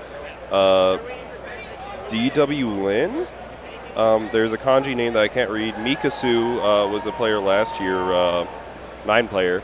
Let me see. Oh, yeah, the ones. One's Beta Dude. 1-2. They're going to both win. Iwashi is Finrish's brother. He's a Ragna player. So let's see what's going to happen. No, Iwashi, the Finrish's brother. Let's see. What are some of these other brackets? Neanderthal's also here. Tux. Is that the same Tux? I might have to see where he's at. Ray. There's Flux. Flux versus Atomic Oreo. That's going to be interesting. That's a Bullet versus New. Oh yeah, Washi takes over Beta Dude. Dang, no belief. I mean, I remember talking with Beta Dude about that, and he was saying that he was hanging out with, or he was playing games with Iwashi, I think last year or the year before at the Anime Suite, and they were going pretty evenish, and then Finrich comes up, and he gets on the setup, and he plays Ragna, and now Beta's always saying that Finrich is the best Ragna in the world. So yeah, there you go. What is happening? Thank y'all. You watch for Finrich? No. That's going to be later, probably, depending on if, paths, the stars align and all that nonsense. Spark is in the other pool? Yes. Spark? Where is Spark? Former EVO champion, Hakumen player. Spark is in, yes, he is in FRG 2. He is with Ray, Flux. His path is going to be LPT. I don't think that's the same LPT, but it might be. I'm not entirely sure. I remember seeing there was like another one. Spark's path is LPT, Julio, Boolicious, or Miruyasu, and some other ones here or there. But yeah, probably going to be LPT and whatnot. Pool's coming up. Yes, we're having a little bit of a delay, kind of getting everybody all together because the delays in the line. It's kind of causing some things here and there. Finrich is the best Blaze Blue player. The sky is blue, the grass is green, and And I'm wearing a red shirt. Like, yeah, he's mad good. Kamikaze is playing? No, Kamikaze, I don't believe, unless his name is in kanji, I don't think he's here. But I could be very wrong. I don't know. I can't read kanji. Julio's in that bracket? Yes. SKD there? SKD did not enter CF. He's already qualified for the event, and he's kind of staying out of tournaments, so that way in case you have like grand finals and whatnot, he's allowing more players to be able to possibly qualify. How's Evo going so far? 10 a.m. pools were a bit rough to sort out. A bit. It wasn't bad, honestly. It's the line. The line still is causing the problems because of how many people there are. So it's gonna happen. Is 24 Bond here? No, not to my knowledge. So that's gonna be. Oh, there was a Naoto in pools. I played them. So we're gonna see what's that gonna happen. So, oh, Pinku versus Lushi in pools. Then we got a 9 mirror. They got a 9 mirror round 1. That's wild. That is wild. Grasshoppers, they're all gone. They everybody that I've talked to at this event so far, they're like, oh, where are the Grasshoppers? We're expecting the Grasshoppers. But no, they all left. They are gone. And everybody's been disappointed, and I don't know why you're disappointed that the Plague is not here. It's a very interesting thing to have. 9 mirrors, yeah. When are due the pool starting? So when are due the pool starting? That's gonna be soon. We are having some delays. Some players are we are wrapping up some of the pools, and we're getting some on stream shortly. We're just waiting for some of the people to come by to get things started. Are RFE pools done? Yes. I don't have the brackets right here, so they're probably. Wait, FRE. What time slot is that? If you want to mind posting that. Barlow didn't make it. Yeah, no. Barlow. He ran into some tribal issues. Yeah, he's not here. This was supposed to be his bracket. He was in Beta Dude, Iwashi, and who was the other player in that bracket? Dead Spike's there. It was like the Ragna pool. There's the Australian player. Finrich is walking by. So we'll see how that's going to work out. Grasshoppers went back to the home planet. Where are they from? Are you there? I don't think so. If you are, better roll up.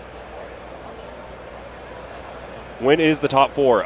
It's going to be at twitch.tv/Evo7 at 8 p.m. So Western time?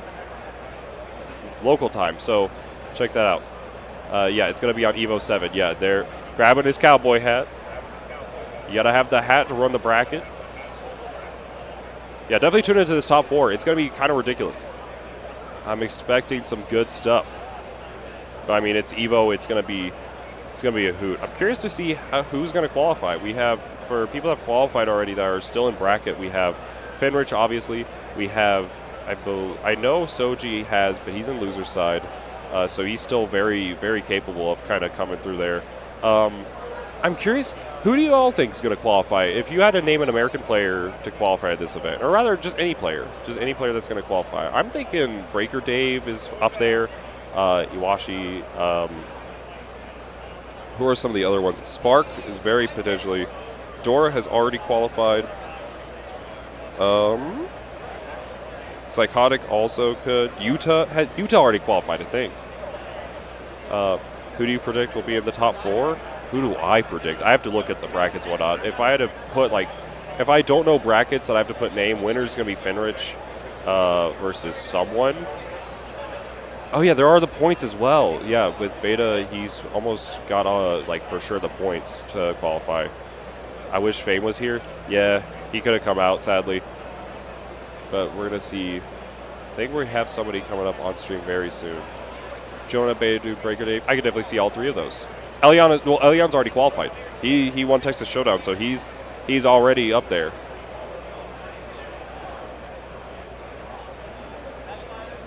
we're gonna see. So, oh, this is gonna be. Oh wait, is this Fenrich is player 1. So they hadn't played yet. It's Fenrich versus. Is this the winners finals of the pool? Kito Shura.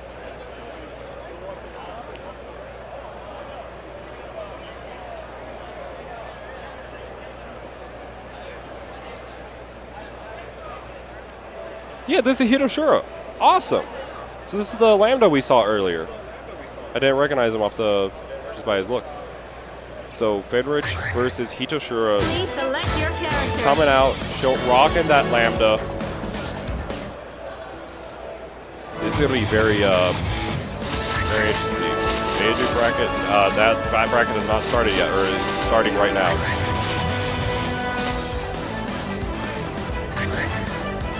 So season Lambda versus New. Well, rather Lambda versus Jin. That's going to be very interesting. So we mentioned this kind of prior. Jin's movement options and able to poke is very strong, and Lambda does have a lot of recovery off of the projectiles. So he does going to be very careful on where he places these projectiles. I'm curious to see how he's going to navigate the neutral in this, but this is going to be winners finals of their pool. Fenrich on that player 1 side, Hirahara on the other. How is this going to play out? I really want to see how Vito is going to be playing this matchup, whatnot, trying to control the way the flow of it's going to go. I really like to use the gravity seed to kind of lock out any sort of movement. Nice use of the tech. Get in there. Yeah, just backing up. Oh my goodness, the movement and the fall out on that movement from Fenrich. Oh, nice check. No follow-up, though. Didn't believe. All right, gets that pressure going. All right. Here we go. He gets the, with the tip of CDP, you're able to get the follow-up here. Gets the freeze here. And now we're going to go for a standing reset. Cross up into the JC. Burst into the corner. Wake up DP Fenrich. The classic. Nice. Using these projectiles. Using that gravity seed to kind of control the pace. RC to get this full damage. Take back that corner. Yep, gets the WJ for a ride. Oh, using that J4D to contest, but that little bit of a sour spot. We've seen that a few times now where Lambda in these sour spots has not been working out great for him, but EX car working out. Oh, nice caught with the 6B. All right. Gets that pressure going. There we go. Oh, 2-2D. Got to get the full counter. This should be like 4K if I'm not mistaken. This is going to be a ton of damage. Oh, only 2.9. I think it's 4K if you use a bar. The Crusher going to get called out from that overdrive raid. This is going to be very good. Yep. Goes for that active flow. Just going to keep it there. 4K. All right, nice. Gets the counter hit 2A. Full confirm. Even the crouch confirm. Very great recognition from Fenrich. Just going to use that guard cancel to get out of there. A little bit shallow on that projectile. Using the double jump there to add that more space, add that more movement. Dash DP. Wake up dash DP for Fenrich. Using that burst, yeah, you have to. That's very, very good call. All right. Yeah, just able to get this pressure started. Gets the buzz off. Just going for standard pressure, 2-2D to get them out of there. Blocks the 4D. Goes for it again, falling. Yep, goes for the J2C. Goes for the low again. All right, gets clipped by the projectile, but was not ready for it.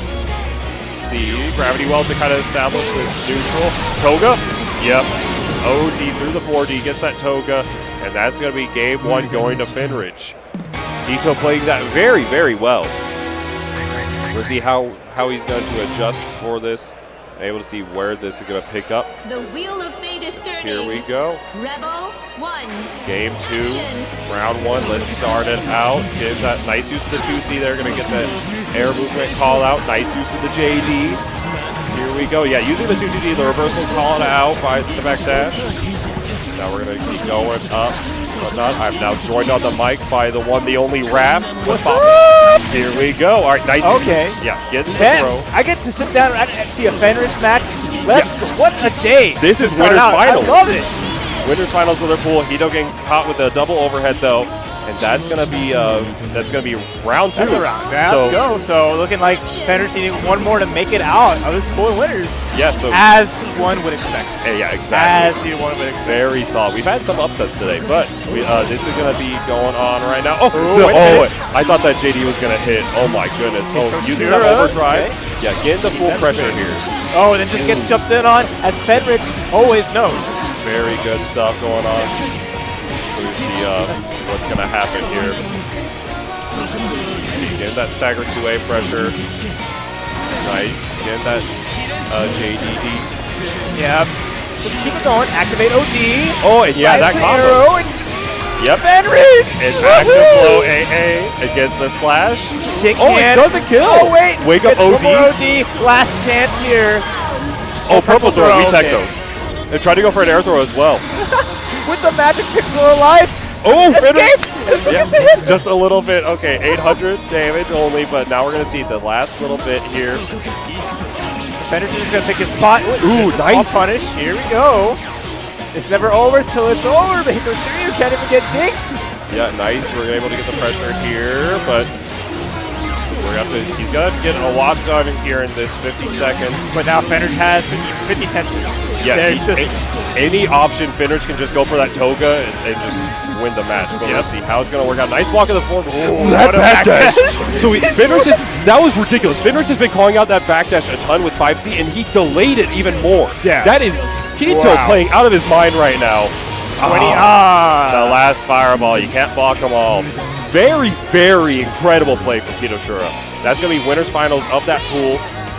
That's going to be that. So that should be the end of the pool.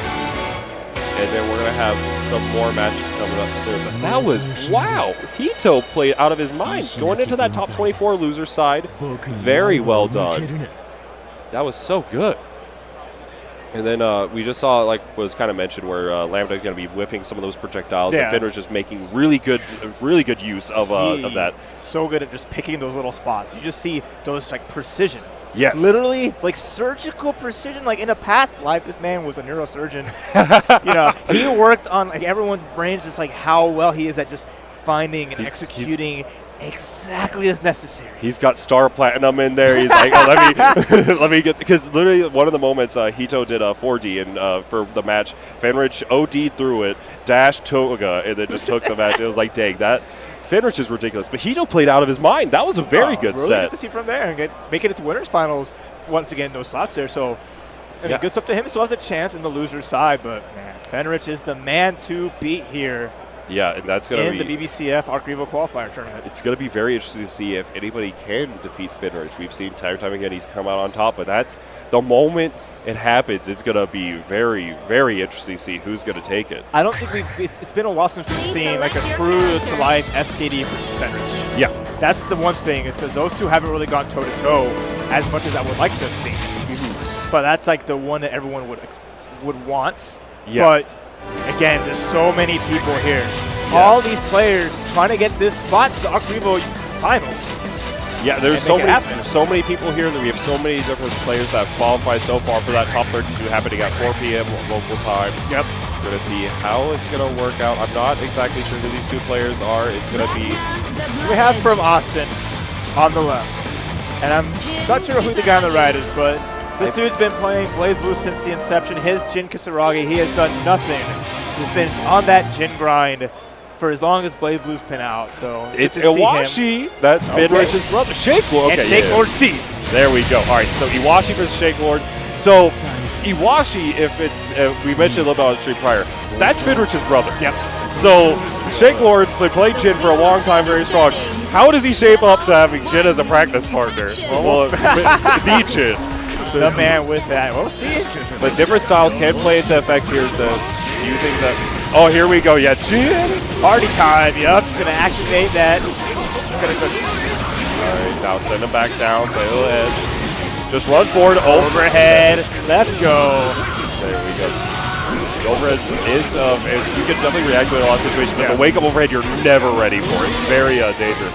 Nice, very nice delay, delay tech into the cross up. This is good. Nice hard mix. Hard mix with Shake Lord bringing it back. Shake Lord with these little nuanced plays here and there. That's very good. The dash 2C did not come out. 2C, so Reset to neutral. Oh, counter hit. There's the burst there. Ooh. Oh, this is Wait a going to be minute. huge. Oh, never mind. Because the air hit. Very unfortunate from Chick-fil-A. But very, very doable. Anti-air from Mawashi. Very solid. That'll be that round there. Shake Lord had like the bright ideas and everything, but you know, I think like the air hit could have been better if you used mirror to maybe like, get Shura a little bit with the EX to knock it down, but it was probably like a last minute, like, they're in the air kind of situation. Yeah, I agree. So let's see. Washington takes first game. BTP and neutral connecting. That's like a classic. Yeah, It's exactly. like, oh, you walk forward and stop. Chill out. Oh, Back nice. it up, and there's the scythe. Do it again. Yep, using those plus frames, going to be able to force the will. Yeah, just using this dead spike pressure. JD, nice use of the barrier to kind of space it out. There we go. Yes, very nice pickup from Iwashi. There we go, bring him down. Bring him down. What's the next setup here? Got a lot of meter for it. Let him roll out, though. Yeah, was not ready Nice for it. DP between the gaps. Perfectly spaced. That time. I think that also punishes outside of everything that's RC, so that was a very good matchup knowledge from Shake Lord. All right, yeah, using that JD, going to get a lot of reward from here. Standing reset. DP! It's like, nice reset, baby. I got those DPs too, and speaking of resets right into. Yeah, going for the unblockable Gauntlet Hades. Oh, air throw kind of whipped, but now we're going to see. Oh, yeah, There Jig. again. That's going to be it. Yeah, very dead here. Harness scissors, big damage, and nice. Mawashi with that first game. Yeah, but this has been very good. It has whenever you see it a lot, Iwashi, very strong player, but seeing Shake Lord go toe-to-toe in a lot of these situations, very exciting to see. Oh yeah, he's not letting Mawashi roll over him. It's like, cool, you have the best gym practice in the world, but here I am. But you know, you aren't your brother. Yeah, exactly. That's the thing. You aren't veterans. Let's see what the pickup here is. Wake up overdrive. OD, punish. He got punished for doing 2D. That was 2 whip DPs and then the whip on the 2D. Oh my goodness. He thought he had his punish. He felt it, but it's unfortunate. Yeah. Wow. Yeah, and it has to burst out of that. That is very. You know that has to shake and shake Lord. Oh yeah. Ooh, a nice counter hit. Just goes for a the nice tech shake. CDP is like, stop, chill out. Big pressure here. Oh yeah, tried to go for an air throw just to think he's going to take out immediately. Delayed it a little bit. Very good call from Mawashi. Gets the raw scythe. Yep, and the RC to get the full combo here. Going to take him to the corner. Get him raw, bring him down. All right, next one can win. Ooh! Oh, I like that. Just run up under, get out of that corner after the RCDP, but now Shake Lord on the meter deficit here. Yes, we're going to see how exactly he's going to play from here. Oh, crouch confirmed for that 6C. That round. Yeah, that added the exact amount of damage he needed because he was able to RC that, go for the play edge afterwards. That was very good recognition from Mawashi. That's going to be that point right now. Oh, yep. Nice. Do it again. Good classic. He just bandit won a barrier in the air. He called that.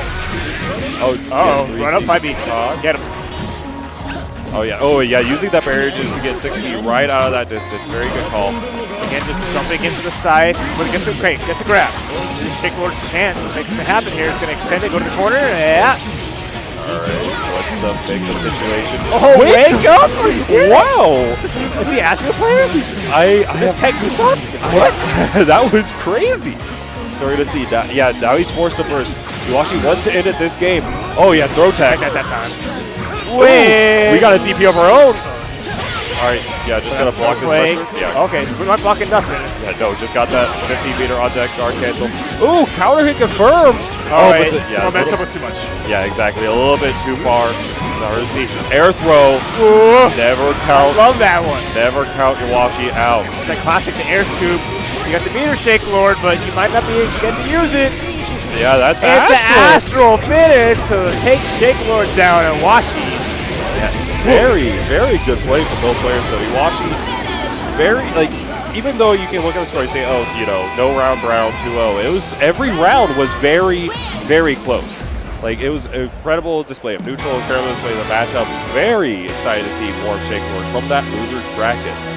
And thank you guys for all just enjoying the match and seeing the best of the U.S. and Japan going at it here at EVO 2019. We were at the ArcSys booth, as you see by the nice red floor. It's a little less Western this time around. Yeah, a little less cowboy action, but less cowboy hats besides Shinken's hat. But speaking of cowboys, from Dallas, Texas, Beta Dude. He's got like the shortest hair I've ever seen he had. Yeah, he got a haircut. I'm like, I don't know what he did with it. Like, I know it definitely is. It's definitely shorter, but I was like, dang. I was not expecting Beta Dude with a haircut. Like, he's always had that like perfect bowl cut every time. So it's always been a very incredible to see. But I can't see who's playing because of our fine monitor. But no, this is I believe that's Shinken. Let's put it like down here. Yeah, just to get out of shot. It'd be nice. Yeah, very, very good. Yeah. I'll set it on the because someone else, it's cool. We could have another headset, so we could do 3-man commentary, which we just, why not? Yeah, exactly. That'd be good. Super fun. The opportunity gives itself. Let's go. I know this is the booth where they're going to do a lot of like conversations with the team. A lot of the Arc System team is here. I know Mori is here. Yes, and a lot of the other team members and Arc System US. Yeah, and they had they had an opening ceremony where it was the Arc System US, Arc System Japan guys here, kind of introducing the bracket. So very good to see from them. Curious who S. So, that's Spectro. Yes, that is a West Coast S player. So we're going to see a little bit of him. He actually, I believe, got out winner's side of his BP tag pool. So we're going to see how he's going to square up in this match. Let's see, so Beta Dude on that player 2 side.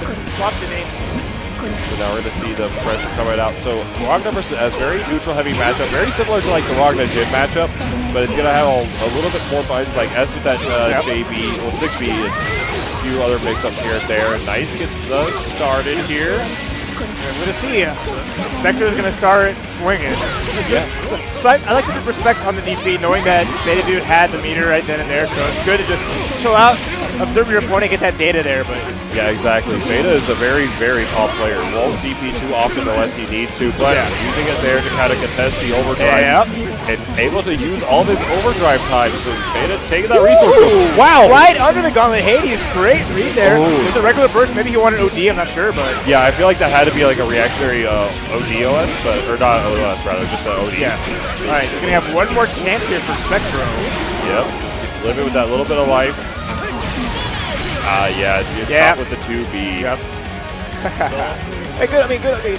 It's always good to have a last chance. It's good to have enough meter to really make it scary with a counter assault or a DP, but yes, there's definitely a lot of situations where it can get very scary, and that just getting caught with that low, possibly just buffering DP. Sounds like a big hit there. Couldn't keep it confirmed, but nice. Beta Dude getting out of the gap here. Yes, starting to get a little frisky with uppercuts. Yeah, speaking of that buffer DP, so now we're going to see this pressure coming up for Beta Dude using those plus frames and DPing the plus frames. I respect that 100%. Yeah. You would. Of course you would. But see, now getting that pressure started. No, he knows. You're in the air, you're coming down, you're in blocking, hold that uppercut, stay in this corner here. Beta Dude. Speaking of not blocking, Gauntlet Hades going to be able to get the next opening. One more hit to Astral. Can he do it? Do we have the option here? Okay, never mind. Any hit will do it. Yeah, and the chip that was actually really funny because of the fact that you had Astral on deck. You saw Spectro definitely saw you watch get the Astral. He's like, I can't let Beta get this Astral. I can't let two Ragna Astrals back to back.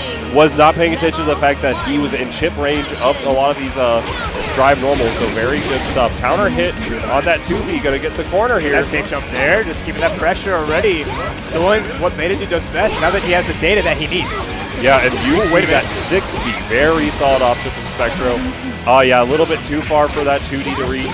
Okay, 5-8, same little hits here, keeping it going. He's got Beta Dude in the corner with a small power up, but can he keep him in here? No. Raw jumping from Beta Dude. Nice pressure coming out. Anti-air. Nice 6B, but ooh, in the whip punish, but no follow-up, sadly. See the pressure going out here. I really like that option. I like the block super Beta Dude, but I also like. Okay, that's not a punish. Oh, wait, he kept going. Yeah, he went for the 6A into that 6B, and then it just kind of worked out in his favor. Getting all this life back though. Give me that. Devoured by Darkness. Give me that juice. And then Raw Dog jump. Lord of the Bees. All right, here we go. Is that a sign? It's the weird headbreaker name. Oh yeah! If it was a sign of it, Inferno Diviner cross up, then that definitely was it. So let's see here. That's never not exciting. Whenever, like old school SKD, when he played Rock, that was like the classic. Yeah, the old Brings it into school. shoot. Even the new school now with Beta loves it. Anytime he is like, well, if you have 50 meter, why not just instant air dash Inferno? But speaking of that, we got the DP. Oh, and they almost had the extension there. All these chances for Spectro. He needs to make sure he's getting what he needs to, or else these bad situations are going to keep adding up. Yeah, exactly. It's been a lot of situations where Spectro's kind of like dropped something mid-set. Yeah, speak of the devil, he shall appear. We got the pick up here. And I like that just to get the corner, using that so smart here. Overhead. Overdrive through it. But not fast enough, and look at it. Oh, yeah. This Mind your gap, baby. oh, mind game. Wow. The stare down. All right, I like that. Going right into it. Yeah, but Get that's that active flow. Gonna get that 2.6. Scary, scary here. Oh, yeah. Nice use of the RC to continue that pressure safely. Oh, no punish, but got another corner here. I really like this patience with Spectro's Spectro. best chance. Good counter assault. Counter hit, but no! Oh, caught Oh, out. D is going to be so much here. Yeah, I don't think it kills, though. It's very... He might go the meter to finish. Yeah, oh, because That's the it. active flow. Oh, wait, but he never doesn't mind. even need it. Woohoo! He was just dead. But very good play from Spectro. A lot of situations where Spectro kind of like dropped a combo here and there, but every time he adjusted very quickly, he was able to adapt and kind of catch Beta, forward teching out and caught with like a JB or just any situation. So very good stuff from Spectro. Beta moving on in the bracket. We'll see more of both of them later on, I am sure. And that's just, it's a little rough because it's just like you keep giving Beta dude chances, and he's such a solid player that he will take advantage of it. And you saw just his decision making and the way he just mixed up so much. And you can't mix up all these fine folks who brought you this amazing stream, as you see. Arc Systems, Axis Games, ViewSonic, AnimEVO, just a whole cornucopia of folks that came together to really make this one of the best side events. Exactly. Here in the event, because we saw a lot of BB Tag is the main, it's the big game. Yes. For the EVO main game, but that doesn't mean that BBCF and Guilty Gear aren't getting the love. No, absolutely not. I believe they were CF was the second most entered tournament for AnimEVO, if I recall. There you go. And I think Guilty Gear was like 4th or something, very high up there still. Well, can you count Million Arthur when it's 300? That's hard to say, actually. That's always the hard part.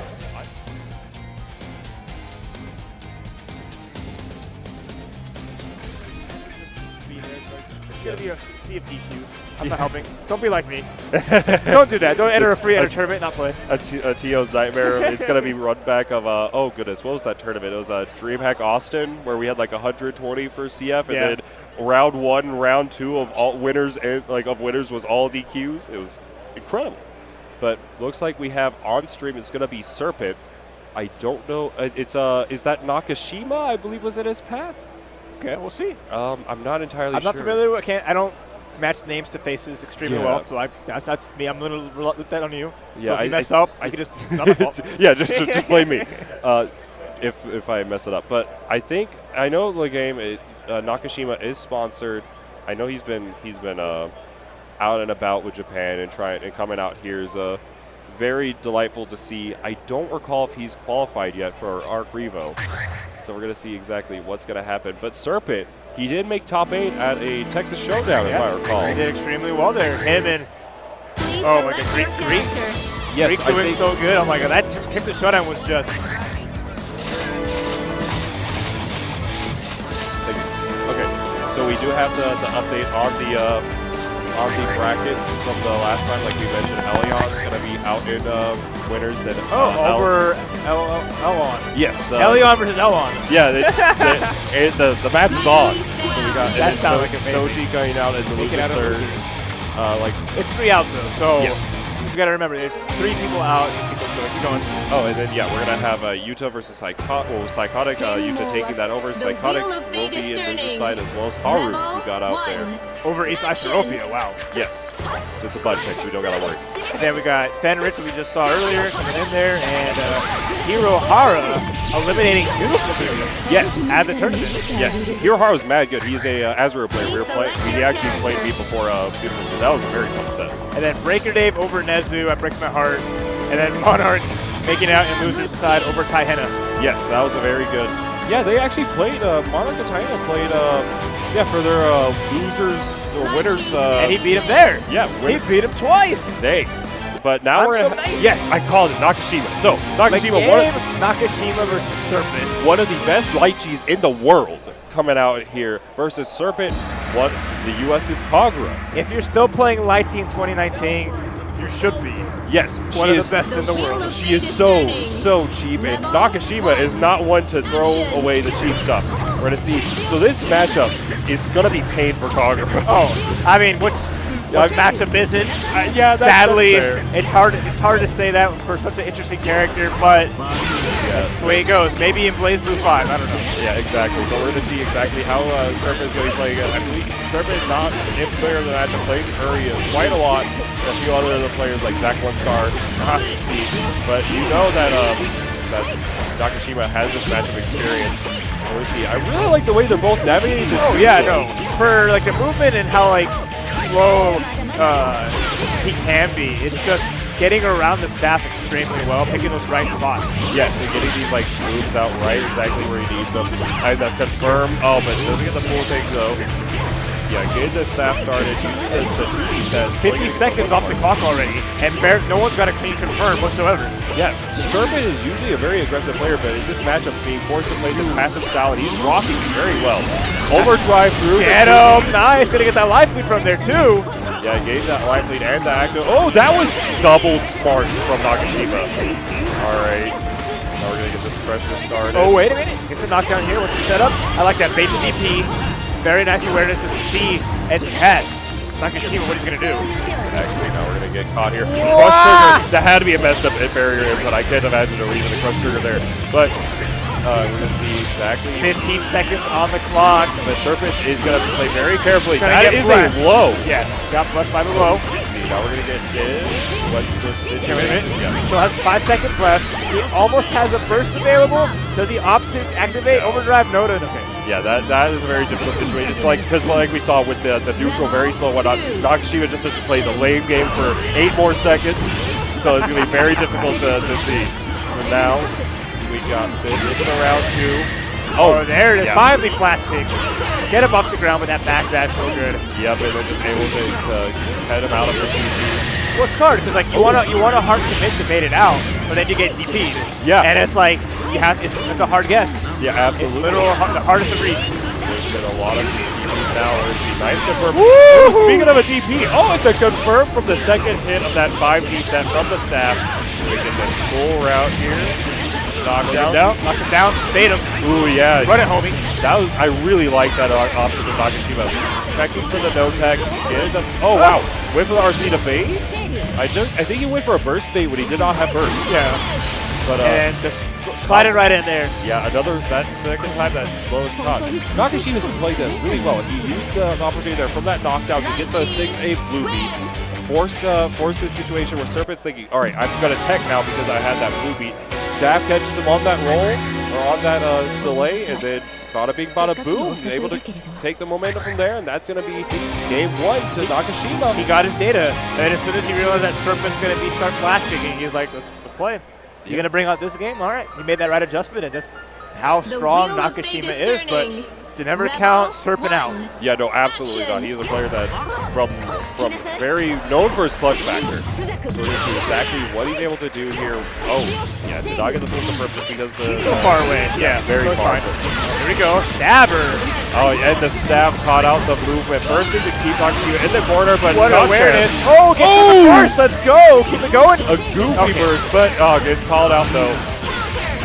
Oh yeah, just goes for the light version of the flash kick. Gonna get called out for it. Contract did a take up to the core. Yeah, we're going everywhere. Yeah, he picks his corner and he'll take you there. She does so much damage. Yeah, that was 4.5K. That was a punish on a reversal, so that's very true. You know, you should be getting that kind of damage. There we go. All right, good call here. Overhead, yeah. Got caught out. All right, one more mix after this can do it. No burst available here for Serpent. Oh yeah. And there it is. Wait a minute. Chance. Ooh, got the no forward, but no, gets stabbed. That's too good. Yeah, Jump D like that to shoot the pole. Yep, just launching it down. Serpent got caught out for the JC. So that was for Nakashima. the plan. How is Serpent going to adjust to this pressure? Nakashima going for tons of strong neutral plays that it just makes up into very solid. I mean, that's my G. She covers the base so well. And it's like, you want to approach on the ground, but you see the pull just the entire time controlling the floor so well. Yes. And she's so good airborne with that mobility. It's just, in the words of Curry, one button neutral. We're able to control the neutral phase very well using that staff, and then just the movement options are here. Very solid. Gonna get the pickup here. This is gonna do tons of damage as well. always, every good clean hit has been a conversion. Very moving combos too. Yeah, that was very, it was a rough combo. Another conversion there. Here we go. Oh yeah, goes for the low. He's gonna get the setup here. And that should be it. Yeah, no burst on deck. Don't even have to use the air, but never mind. Serpent has one last chance. Counter assault. And that's it again. The low catches it. Nakashima 2-0 over Serpent. Yeah, that is we saw Serpent playing that matchup very well, but it just really came down to a lot of just the way Nakashima was controlling the neutral with that staff and just being able to force the situations based on Kagura's like slower movement. So very, very good play from Nakashima. More of him to come. He is one of the favorite of this tournament. So it's great. I mean, it's interesting to see that like Guilty Gear didn't really get like a Japanese player draw like it normally would, but because like a lot of the BlazBlue players came for BB Tag. Yes. They're also a part of this because they do play both games, and it's a reason that hey, we didn't get a BlazBlue game officially for a few years, so let's actually have the opportunity. Let's go to Vegas again. Let's go compete. Let's take this spot away from these dirty Americans. Yeah, exactly. Get that invasion on deck. It's also a thing with the BlazBlue community where a lot of the international scene will come out for a lot of these ArcRevo events. And Nakashima using this opportunity, two birds, one stone. EVO is, the hub. You're able to play all the world's best players and just be able, with that in mind, just saying, you know what, EVO is going to be my one. I'm going to come out here. I'm going to try my best, and then hopefully I succeed. And we'll see more of him with that winner's match. Yep, we'll see. There's a lot left to go, especially because we have more pool action, I think, at 2 o'clock. So, I mean, all day. Yes. All day, BlazBlue Central Fiction. Yeah. Guilty Gear will happen tonight, but not on stream. So there's going to be some pools there starting like around 6 o'clock. So, yeah, I mean, Guilty Gear is like 6 and 8 o'clock, and then like is it on EVO 7 for the top 4 later Saturday, I believe. I think it's something like that. But do check out the Twitter at EVO or even at AnimEVO. AnimEVO. So. Ace King of Sweets was able to make a graphic for us to kind of show a guidelines of what's when or whatnot. So definitely check that out at the AnimEVO Twitter page. Shout outs to Ace King of Sweets. Yes, very, very good. His guides are like for the schedules are always the best. It's he's good. It's everywhere. Like he'll put it out there, and it's so worthwhile just to use because this man just so adept at like his structure that he has out there that he will put out official schedules before the tournament will. Yeah, he will have that done way before anybody else will. It's hilarious, but that's just how on point this man is. Yeah, he does it so well every time. And always great to see. I'm glad he was able to do something for the anime community here at EVO. So thank you so much to that. And now we're going to see, I'm not familiar with that player that's up right now. I believe one is wearing I'm not entirely sure who these players are, but we're going to see who they are in just a moment. Yeah, this tournament's been going really well so far. We've had a few delays just because of the line. Yeah, I mean, it's ample security here, which is good. I mean, Very it's what you would expect, but at the same time, it's going to take a hot minute, and that's just, That's just most tournaments didn't start until 10. There was some side tournaments that start until 8, so that made it a little hard. Mm-hmm. But like most official tournaments didn't start until 10 a.m., which made it a lot easier for everybody, especially because no one had to wake up for 8 a.m. pools, which is thank you, EVO, for removing 8 a.m. pools from the main lineup. Sleepgate has been destroyed. So we're going to see exactly what's going to happen here. I'm actually not entirely sure who these players are. I'm sure they're the other side. Oh, you got Ioi versus Ben Bai? And this guy's playing it right. He's playing on pad. Yeah, he's a real Izayoi player because he's coming in with the way you're supposed to do it. Exactly. Pad Izayoi, just regular Izayoi, a stick Izayoi. kind of hanging around like upper, like mid tier, upper mid tier. Then like you have Pat is a Yoi. It's like those meme tier charts where like quadruple S tier is like Izayoi, Pad, Wamko, and then like stick Izayoi is like 3 S tier. Yeah. But so Winty versus Lost Drive. So I'm not very familiar with all these players, but in this matchup it's going to be very neutral based. Kind of be Lost Drive's got to do a lot to kind of contest my aerial movement, these flips and whatnot. Really going to come down to knowledge of these mix-up situations from my stance. All right. Let's see. Oh, just using that first. Keep put it in the corner, but he's in with not a lot of stocks. Ooh, I really like that stance cancel. Using the stance cancel, go over immediately from the low. Very, very solid option now. Using that teleport to get out. Right. Oh, JC. Oh, no pickup, but we're just going to be block all that. Yep. Plus on block. Nice recognition. Get up back though. So it looks like Lost Drive's like trying to pick his spot. Nice side swap too. We're going to take Winnie to the corner. Yeah, exactly. He even did the jump back to get the full spacing to get the proper stuff going on. Oh. Jab punish on that falling button. Good stuff. Oh yeah, the 2C gonna connect here. RC, yeah, you have to burst that. So you can save for the next round, but in that type of situation, it's gonna, whoa, it would have worked out for it, but the drop combo there.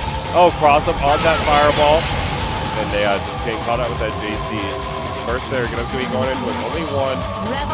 That's something you do have to recognize a lot with the winning places, that your burst management is gonna be so huge. Oh, a little bit too late or early rather on the DDD follow-up.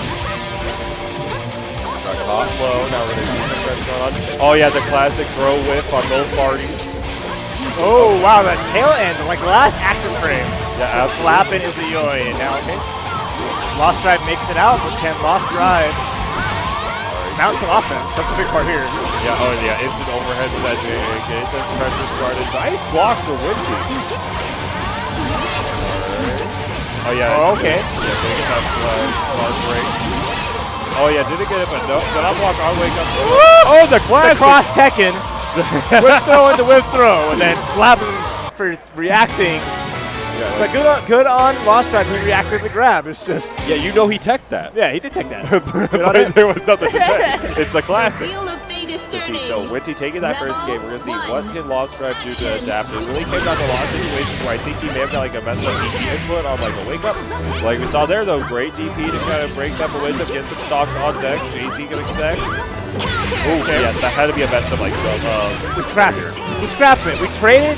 Who swings first? Are you gonna commit? Are you gonna play this game? But no, it looks like Lost Drive is just trying to play the game right now. That Winty is just in full control. Yeah, he's trying to he's getting a lot of opportunities now to get these stocks right back. And that's gonna be Izayu's reconditions. Get these stocks going. He's gonna be able to get like a lot of momentum from them. But you see, ooh, got called out with those JA. Nice speed. All right, this is the chance here. Has the opportunity. Forces the burst out, so that's at least a win. Ooh, that was again. How many times? 3 for 3. I want to say that Winty is whipping that throw on purpose at this point. At this point, you might as well. Every time, just walk up, whip throw, and get him. That's like his tech. That's very interesting to see. But now we're going to see. Winty is on set point though, but Lost Drive is definitely not out of it. Nice using that. He's taking it box from that. Dive down, gets the hit, but unfortunately couldn't get the pickup. But here we go, going to that corner. Here we go. Get the snipe from that dive, and now we're going to see the exact plan here. Gets the overhead, but what didn't believe though? Oh, counter hit. JC gonna work out for. Oh, teleport behind. Nothing personal. Oh, in that juicy. Yeah, very solid. Hit that launch here. Oh wait a minute. Get out of the corner. Was not ready for it. 2 stocks has a chance. 1 stock left. What do you got? Oh, that was so dirty if that connected. Oh yeah, just using the drive there just to get out. Has to build up more stock somehow. Oh yes, wow, very grab, and that's first. Nicely done, Lost Drive. Good awareness at the last second there. That was double smarts because recognizing that second hit whip, so he's able to go for the punish there with that throw counter, and then realizing with that 5 feet range that you're able to do it, like just to go from there and with that RC able to get a full combo. Very, very good stuff with Lost Drive. Let's see, is that going to be the momentum shift he needs to take this match? We're about to find out. He's taking it right now. But, oh yeah, counter hit trade works out in his favor, though. All right, nice use of the JC. All right, Lost Drive is in there. Nice use of the BBB. Oh, and the confirm from the oh my goodness, Sonic Saber recognizing the hit, confirmed with the BDP. That was 1-1. That burst bait, that punish on the burst is what set him off. Yes. He got that confidence and the momentum. Just all went from there because Wincy was controlling everything up until that point. Yeah, like that was like double up where Lost Drive got all the confidence he needed, and then Wincy just kind of deflated a little bit from that Mawashi, though not so deflated now. Ooh, yeah, delayed burst. Oh, he landed right on him. He tried to maybe contest it, but whoa! You got push up Yep. to Ego. Yeah, that was very. So you have that situation where it's just had to tech that, and then because the wave by is that JC was going to follow up very good. Oh, he got the crouch had a confirmed. little bit of extension there. Gets the air grab, throw counter, Here we go. and now Wincy back on his BS. Yeah, exactly. Nice to wake up with that DP. Oh yeah, dive down, might as well. It's been working every time. It's like the whip throw. Yeah, exactly. I think You're not gonna DP me then. You know. Yeah, Lost Drive I think has got one successful anti-air DP on that. You had that a little bit more. She's not really known for her like button anti-airs, more so relying on those reaction. Oh yeah. You gotta have your DP motions on deck, or else you're gonna come down. Yeah, Wait a minute, goes low, push the burst out. Gonna cut down. But nice air grab, that should be it. Yep. That's gonna be it. So Wincy's throw game was like really good. Oh wow. Whoa, he flexed on him. He slapped the ever-loving heck out of this. Come on. Yeah, they're having fun. They're having fun. Yeah, they're having some playful interaction. Good to see always. All right, good stuff. Wincy bringing that back after what looked like dangerous. After what had happened in the second game when Lost Drive, like, I could do this. Wincy's like, no. Yeah, No, Lost you Drive can't. had that pro tag armor for that round. He was like, this is it. This is my moment. And then it was kind of like half the anime fights where, like, you know, the pro tag's winning, he makes his comeback, and then just gets slapped really hard. Yeah, he just woke up. It's like, you fought me at 10%. Yeah, no, let me charge real quick, and then just get like full transform like Buff Frieza. Oh, So but all those of y'all just tuning in now, we are here at the Arc Systems booth. This is AnimEVO at Evolution 2019 as we are going through the BlazBlue Central Fiction Arc Revo qualifying tournament here. yes, it's very good to see. We have tons of players coming out. You know, we had Nakashima earlier on stream, Iwashi as well. Speaking of Iwashi, I think he's going to be back on stream. Okay, looks like Japan fight going up here, if I'm mistaken. Yes, I can't see the other player, but it should be.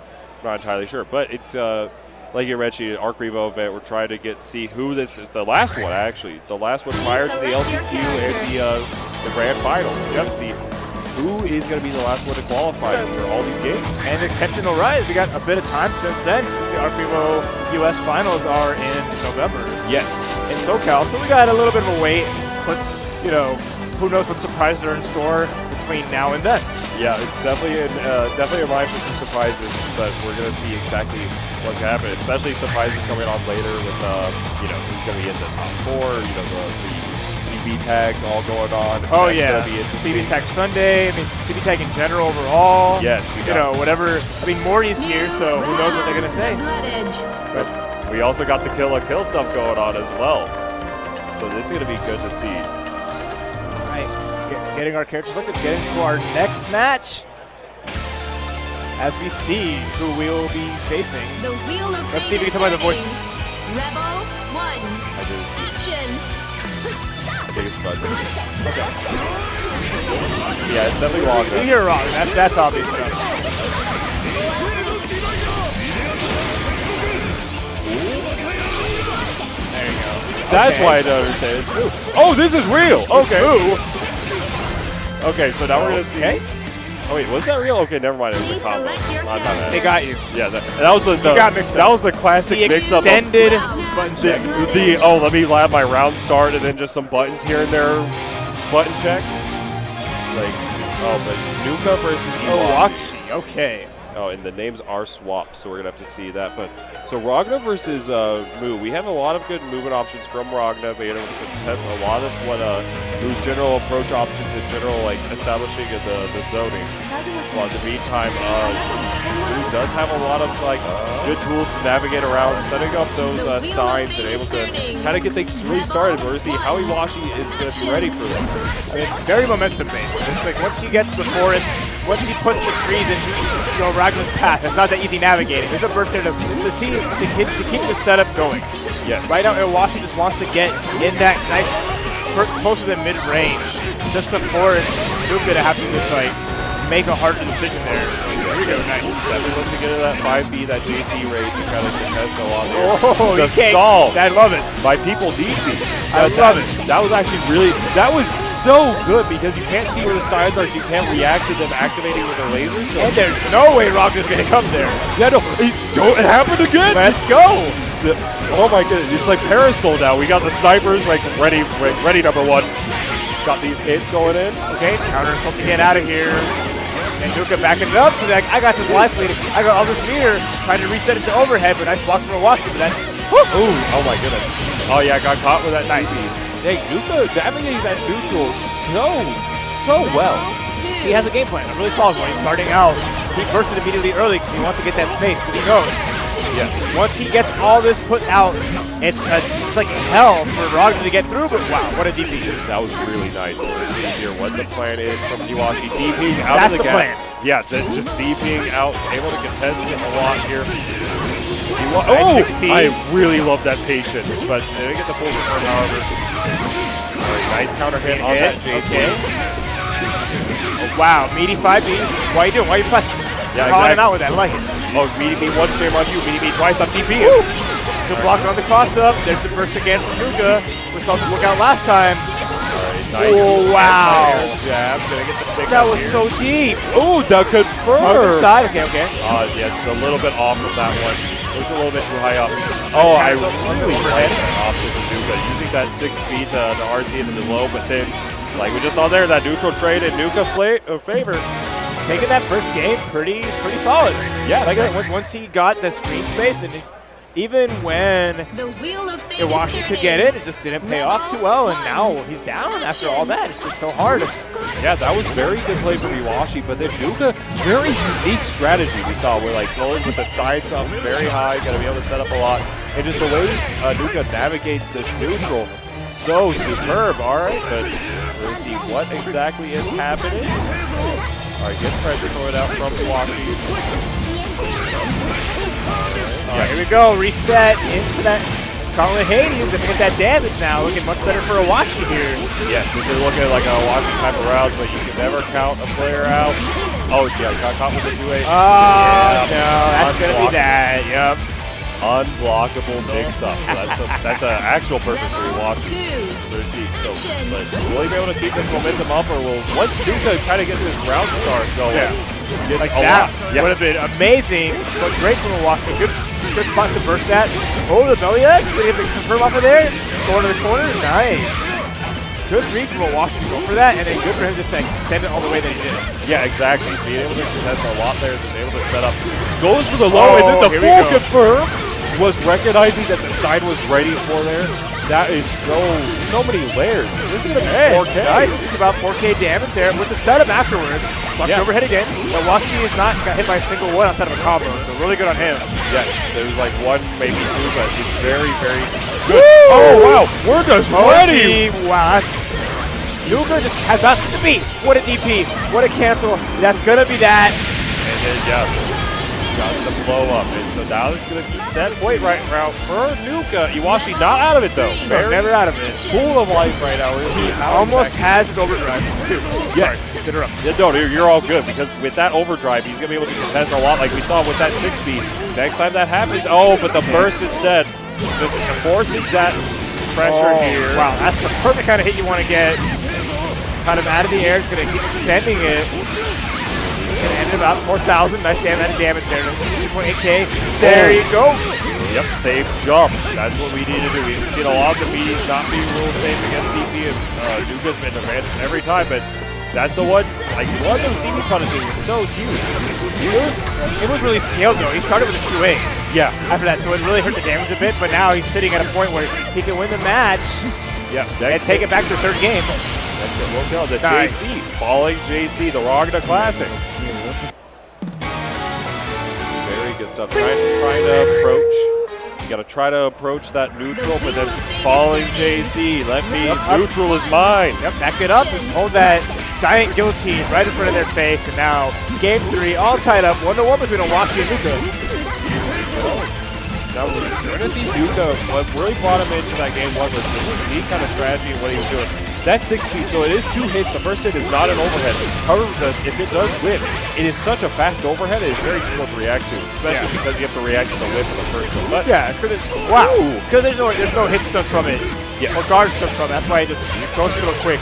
But now Mawashi, I mean, this has been 70 seconds. No one's got a clean hit. Every clean hit's been immediately burst. Nice block on that overhead. very clean defense from Washington. What is the movement? Just look at how he's moving. Yeah, he Nuka's is everywhere and nowhere. Oh, nice. Yeah, RC it just to make a save and then get that mix-up opportunity from it. Oh, there we go. Spaced it out perfectly for the second hit on the overhead, making sure that the overhead part actually connected. Yeah, very, very good spacing recognition. Everybody gets one. That's two. Apparently he gets two. Mom, why does he get two overheads? Gee, Billy. But that's going to be a super. Oh, too far. It was a super, but it wasn't connected. It wasn't a super, but it was a little bit too far. Oh, no. Mawashi going to get some life back here. And he's going to get his overdrive available. Yeah, that's opportunity to bring it back. He can get minus 3 hit. Oh, there you go. Oh, what did he mean? I've never seen that. If he overdrive through it, and then because Mu has that lead with that 6-speed, 5A whiffed. And Nuka was ready with the uppercut, and you see him like almost fall out of his chair. He didn't see him. We saw him. Yeah, no, we saw him. The player, if you have the player cam on, he rolled back. But oh my goodness, that was incredible. That was so unfortunate for Iwashi though. So we're gonna see wake up DP. Here we go. Big damage on that punish. Oh, look at that. We're already at 3.4. We're still going. Yeah, this is easy. 5.2 or no? Oh, 4.6. Yeah, just going for that OP setup instead. Okay, Mawashi fighting for his life right now. That was his big chance to make something happen here, but he can't afford to get hit. Oh my goodness! Firing some. What a reaction! Yeah, that was so good. Reacting to the Hell's Fang and just going for. Let me just give you a storm of lasers. 2-1. Nuka taking it over Iwashi was a really good move. I like what I saw there from this man. That was the way.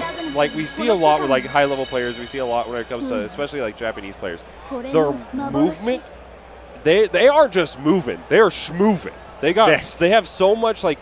Every air dash has a purpose. Every general like jump, whatnot. Like the way they move is so superb, and the way Nuka was applying that, along with using like we saw in Game 1, where he's using the stall from the Stein setup to kind of get some snipers up there, and then you have like Game 3 we saw there, just using a lot of that movement, a lot of this unique strategy that we've seen from Mu to kind of take it into the next match of pools. Mm-hmm. Just like I said, really good. Just excellent play there, and we'll see how far he can go. Because I mean, we got. That's what's interesting. So I don't know how much people will do well against Mu, because it's one of those characters that's like, honestly, like you can't ever count out, and you got to watch out for. But it's also a little rare. It's definitely an underplayed character, especially in the States. And in Japan, again a lot of like the Mu players and whatnot kind of move to Waichi, Izanami. Like all the very cheap characters. Like Mu is definitely strong, but there's definitely Lychee out there. So they're definitely Lychee. All the Lychee players were sad for a little bit, and then it's like, wait, we can come back now. Yeah, exactly. It's the return. Except for Lord Knight, because he's moved on to other games, but Lychee's in his heart. Yeah, exactly. He's moving on. He's like, dang. Every time he sees Lychee, he's like, here we go. So let's see. Trying to see who's going on. So we do have. I'm not familiar with the player on the right. We're going to see what is going to happen. In the meantime, thank you all for tuning in for AnimEVO 2019 BlazBlue Central Fiction Pools. This is going to be the 12 p.m. block. We've already had some pools go underway. A few qualifying for this top 32 later today. It is 3 out of pools, so if you do see some of your favorite players getting knocked into losers, it will not be the end of them. They still have that shot, and even especially in the winners finals, they just go on into the loser side. What I like to see, that 3 out is always a nice system that you see a lot of major tournaments have adopted. Yes. So, you know, winners side, if you lose in winners finals, you're still on the loser side, but it's, you know, it's to avoid rampant double jeopardies. Yeah, you'll see it a lot where, kind of like how we mentioned with Tahena and Monarch, where just because it kind of just so happened that the way that they played in winners, and it's just a pattern caused that double jeopardy. But in a lot of these situations, you're preventing a lot of double jeopardy going into this top 24, so that when people don't have bitter to the bracket and then they just get knocked into there and they have somebody else, or any one of the other strong players, I believe they're just qualified as button check. Is that $? I believe that is $. That's going to be because I don't know anyone else that plays Tau. This is going to be very interesting to see. Rebel 1, action! All right, front check, overdrive through the EA. Yes, $. Versus Holla holla for $1. Let's go. I believe his tag, I believe he had like $2 or $4 for his sponsor for a while. But he knows. Sponsored by the almighty capitalism, the almighty dollar. He knows what he's about. So as you can see, Luce is going to be a Cali representative playing with that Ragna. One of those, nothing but Ragna. We got so much Ragna. I don't know if this is the same pool as the Beta Dude Iwashi pool, but there's a lot of Ragna this block. Oh yeah. $. I mean, when you're like the main character and you have an uppercut and you're like, you know, he's cool and he's good. So why not? But in the same regard, though, the character that debatably not very good, but we're gonna see $. East Coast Tau player rocking it. One of DGF's training partners, so we're going to see how $. Is going to go with this. So Tau is going to be very unique. I'm sure many people have not really seen this character play too much at a higher level, but $. Is here to represent. Now he's using the wall jump, this advanced mobility. Oh wait, nice check on the first air grab. You can see a lot. Talkers love to get that air grab, bring him back down, reset into it. $. Going in though, gonna corner, gonna get some knockdown damage. Yeah. Now does he know the mix up here? Yeah, delay tech, very good option. There's the first grab. Yep. And it's good too, because you want to bait an uppercut, you want to see, again, it's a data round. We're observing each other. I mean, $'s going in, getting stuff going, but he's also seeing how the West is playing this. Yeah, exactly. You got the wake up blood sign being called out and wake up cat scratch fever. Not enough though, but a safe jump. I like it. Hey, crush trigger. And that's something that you don't see too often these days because of the natural tendency of it, but using that crush trigger just to check if they are barriering and then getting that guard crush, getting the follow-up, it's a very good way to kind of notice a player habit and able to call them out for it. Very good anti-air from $. Going to be able to go here. Let's see, taking the cornerback. Oh, was trying to go for a mix-up. Did not really work out. Pesu connects, but no follow-up there. We're going to see more pressure coming out from $. Okay, up back, gets blessed by that 5A, but the run under grab with the quickness. So many grabs will come out. We saw the first one check. The rest of them just big connecting, and $. Getting all this damage here. Oh wow, and yeah, nice weight on that, but this is a cool confirm from that 6A. Oh yeah, here we go. Oh my god, we just did the grab. Oh. The RKO out of nowhere into the burst block, and this should be it for $. Let's go. Absolutely. So yeah, game one going to $. We've seen go for these throws, consistently have this very, very good understanding of Tau's movement options, when she needs to be grounded to kind of recover some of these drives, when to use this wall bounce, wall jump area, very, very good movement from the $, and then able from there to kind of apply it into more of a offensive structure, using these throws, using these JBs, J2Bs. We'll see what exactly is going to happen here in this game too. The wheel of fate is turning. He definitely had a lot of stuff going on for him, but it was just a lot of the situation where we saw the counter at 6A, but just doesn't really work out because of some off with the burp. Nice use of the 6A there, kind of contested. Trying to do some check with the overhead going right over the 2A DP. That's first time we see really lose. They bring it out, but maybe he's going to start pounding more as $. Just keeps moving. But oh, there we go. Toss up after that. Maybe trading a burst there too. I don't know. Here we go. Nice toss it up. Okay. 2A. Finding some damage here. Wicked looking a little bit better than the last game now. Only 2.2k because of the 2As, but got that corner presence here. Oh, jump back C. Let's go. Crouch confirm. Has a lot of meter. He's going to catch that at all.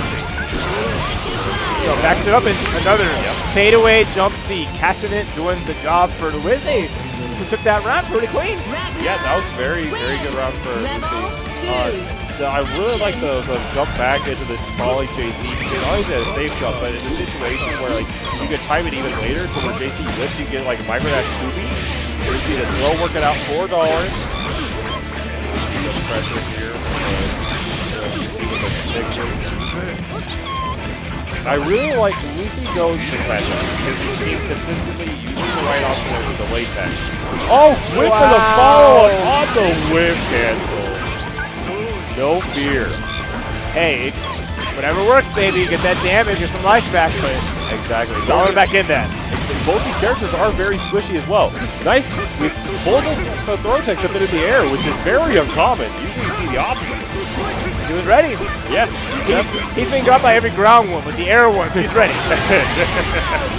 Oh, belly edge. It's immediate burst. Oh, uses the apple to kind of get right back in there. Some RNG playing in Dollar's favor. Woo. Oh, yeah, just that last little hit of it. Oh, that another.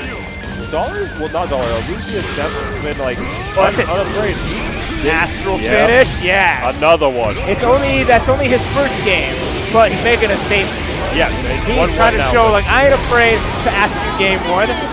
I got to do it on stream too. You got to hold that no matter what, even if you might beat me next game. But with the momentum now in Lucy's favor, who knows? Honestly, whenever it comes to tournament, you only really win when you get the Astral. Plus, another thing with Astrals that I whenever you have more of like the psychological approach to it, is it kind of, even if it doesn't really necessarily like kind of like deflate you at the opponent, you get a lot of time to just think, breathe, like recollect a lot of what exactly was going on, and just go back. Yeah. But it's good for you and your opponent, so you have to be mindful. Yeah, make it so your opponent does that situation instead of you putting yourself there, you know? Exactly. Like if you're going to go character select, you do it, because I'm sitting pretty. And not only did that Astral give time for all that, it actually deleted Tao and put Jubei on the screen. So now we're going to see some Dollar. This is his sub-character, using it for more bad matchups and whatnot, because Tao a little bit more volatile. Jubei is a very strong character in this version. So Jubei, I mean, you see this, the hairball puts out a really good projectile. His backdash is unique, he's like a slingshot. When he backdashes himself and he dashes forward, he goes so far, so fast. It's so good, especially using 2B at your low profile, a lot of pokes and whatnot. Yeah. You're able to, in certain matchups, like as I mentioned, you're able to low profile 5C. And then there's the activate. Instant overhead off the activate. Ooh, what a backdash. Basically, that back situation he wants. He's going to get the slash enter. Go to the Happy to see a lot more of Jubei, because I mean, initially this character was kind of written off. Especially in Japan, where it's like he's virtually non-existent. But in America, between Elion and now you see like Dollar. Yeah, Dollar's definitely been up there. Elion is the Jubei to look out for, even compared to the Japanese Jubei. We've seen just taking notes from Elion. He's developed this character so much in these past 2 years, and it's incredible to see. See this drum's gonna get caught. Watch out! Yeah, wait for that RC, trying to bait that first, but not biting. Bring him down. Oh, wow, what a snipe with the side. I like what I'm seeing here because bringing it back with 19 seconds left. We have a burst or we have overdrive depending on the next hit. Oh, nice. Use that RC off of the slash there. I want to see an OD somewhere between the gaps. All right, the Dollar just needs to keep this offense going and does not need to get 5 seconds left. My people need me. Retreat to the air, Dollar. But wait, no, Dollar. Oh, wait, he's good. He still has the life lead afterwards. He didn't do the follow-up to the DP afterwards. If he would have continued on maybe 2 more hits, that could have been enough. He definitely needed to buffer that follow-up inputs, but it's understandable. You are going to expect to hit that all the time, but oh my goodness. I was more worried because Dollar didn't go for the follow-ups, and it's very curious why. But he's able to get this crouch confirmed. Jubei is always crouching. That is the downside to having the great ground movement and the great buttons. that is limited. Like his combo ability is very high. Yeah, underground especially. You mentioned. Alright, putting the hairball. Nice DP. Get off of him. You're taking that mix up, but catches the back dash. Let's go. Very, very good. That's exactly what you can't let Jubei start moving. Once he starts like going in, oh, the parry got him. He hit the right. No problem. And then caught the Easy combo. Keeping it clean now. We got match point. Both players here going any way. Who will take it? Can it be Lucy? It would be the almighty dollar. Let's see what is going to Rebel happen. 3. Rebel 3, Action. Sensei versus Master, Luce versus Dollar, East Coast versus West Coast. How is this going to work out? That was wild, actually. And then he gets slapped into OG. We're doing it. We're getting all this damage. We're going to the corner here. Yep. And we're going to active flow. Just secure that active flow. Going to be not going to probably see that unless this game goes on really long. We're going to probably not see that. So Lucy has constantly got a lot of these like Rekka follow-ups to connect. Oh, and the backdash follow-up, but wasn't ready for it. That would have almost been it. Last chance for Dollar here. Activates. It's exactly what he needs to kind of get started here. Bring out the Meowmix. Alright. Oh yeah, just goes to the empty jump low. Instant overhead on that. I like overheads. I like lows. Meowmix. See how it goes. Oh, missed that, and he wasn't able to get the fireball up. That is a huge opportunity for Lucy. Woohoo! And the RC off that Gauntlet 80s. Or Hell's Fang. Yeah. And then just went from there. Right there, saw him in the air. Just punched that cat right out of the sky. Lucy advancing in this bracket here. Wow, it was one fun match with these two. Yeah, that was a very, very entertaining match. Happy to see them play, and we're going to see Lucy moving on, and Dollar going to be rocking that loser's bracket. He got out of pools, I believe, last year, so we're going to see if that's going to be a repeat or what may have you. So next on stream, we're going to be having someone up here. We do have someone or something. Yes, absolutely. Anyone could be sitting up next. It could be you. It could be me. Commentators go up to warm up the setup. So we're gonna see. Oh, it looks like another. It's another Lagan player. I don't recall. And the other side, I can't see past that monitor. I have no clue who that is. But they know who they are, and they will I hope so. Yeah, and we'll be. I really would hope so. So we'll see who they are in a moment. In the meantime, thank you all again for tuning in. BlazBlue Central Fiction Pools, having a blast right now. We're going to see exactly who will be up, who's going to be making it out into this top 32 later today at 4 p.m. Yep. We're going to see. I wonder if this is more of like the winter semis, winners finals area, because I know it's getting around that area. We're getting close to that part of the bracket, so I mean it's hard to keep track of where we are, and that's just how everything is when it comes to an event as big as this with as many players as are here to play BlazBlue Central Fiction. Everyone at home who's watching the stream, thank you guys for chilling with us. All the people who couldn't make it out, I hope to see you at the next big event. Yeah, absolutely. It's like especially even like matches earlier where you have like Fenders versus Hirahara, and you're like, oh, that easily is like a winners finals match, right? And then like you look at it, and you're like, oh, that's round 3.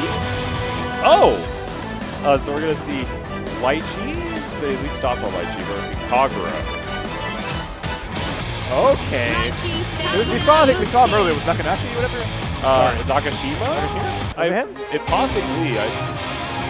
I'm not entirely sure though. I know there are a couple of players. Yes, Nakashima versus Alter Core. Alter Core. I have never heard of Alter Core. That's surprising, especially with how long CF has been around and how many people will not come out and play. Not hearing about someone is huge. So there's a button check. Even better too. We saw Nakashima beat Serpent earlier. And now we're gonna see. We're seeing another. This is like the blessed road for Nakashima. I came to the U.S. and all I had to fight was Kagura's. I should come to the United States more often. Why does America only play Kagura? So we're gonna see though. Well, and that's something also to note. In the other regard, we mentioned Serpent, like Sabina earlier by Nakashima. What can Alter Core do differently that Serpent did not do, or maybe what can he abuse, what not to kind of take this W? But we got the theme going, the Tyrant. See what the Nakashima Tyrant can I hope overcome some Alter more. Core was watching the match. Yeah, absolutely. Hope he saw what he could see and maybe like, okay. Kind of develop a counter strategy that is very possible. but very hard. Yeah. Against a player of Nakashima's caliber. Let's go. Round 1. One. Action. Yeah, definitely more defensive play going on here. And that's not how you want to see things start. Nakashima taking advantage of it with that counter hit combo, and now we're just seeing how much his best starter gets that 4.3K. Yeah, and that was even a drop combo, so that could have been more, but we're going to see what's going to happen here.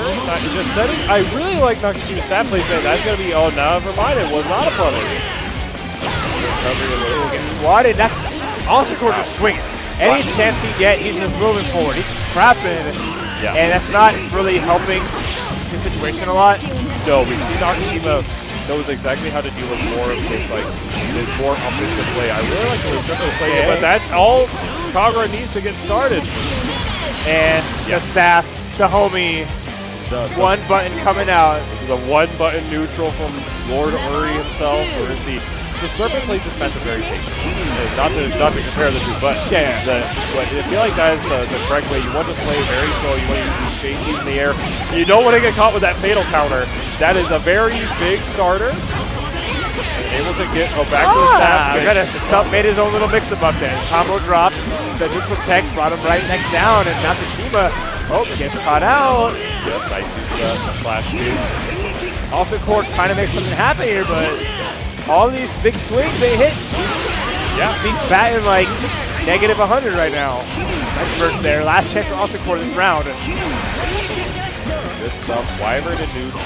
We've seen Alticore, he's really been trying to force. Oh, that was 2C at neutral? Okay. Alticore is definitely swinging. I mean, he's definitely trying to force a lot of these issues. He is like, wanging. Yeah, like he's like, look, if I will get hit like a few times off of these staff hits or these like dragon hits here and there, but the moment I have like this big counter hit or this big hit, then I know I'm going to be doing damage. So I feel like that's his kind of game plan. It's kind of like this high risk, high reward type. Whereas usually you want to see more of this like patient play, more just like relaxed. So we see exactly what is going to be happening here. Game 2, Nakashima up in the first one. But I really like Nakashima's method of using his stance there. Using the neutral one to really contest a lot. Nice counter hit. Oh, there we go. Nakashima, what he's doing, he gets slapped up, but okay. Oh, wait a minute. Okay. Yeah, was able to get a punish off of that to get his height. Alticore still trying, still just fighting it out. Oh, what a barrier right at the last second. Oh, the overhead hot charge in that flash kick. Kagura is one of the few characters that are primarily charged in this game. Big hits, looking a lot better for Alticore. What can you do here? Oh, then he gets the safe jump, and there's that cross up. He's looking like Nakashima's around, and he gets one more hit. Overhead. That is terrifying, like we saw earlier with that cross-up concept. It's cross-up, but it's not cross-up. It's so hard to tell. That should be it. Alticore on the board. High risk, high reward. I'm going to get hit a ton. You're going to do, these 2K, 3K combos. I'm going to land that 2C on, like, your landing recovery, and it's going to be great. Look at the armor. Yeah, we'll find out. It didn't work the first game. Nakashima held it down, so. We're definitely seeing Nakashima's team is playing more aggressive. I feel like Alticore's style is kind of influencing Nakashima. Counter hit, that has tons of plus duration, so this should give you around that like 3.5 to 4K. Yeah, like 3.6. That's a chunk.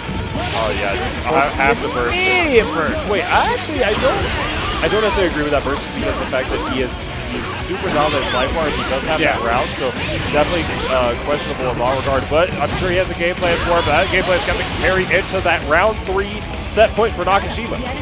All right, again, another perfect. That's the second perfect of the set now. That's going to happen a lot of this matchup. But Alticore trying to do his damn best.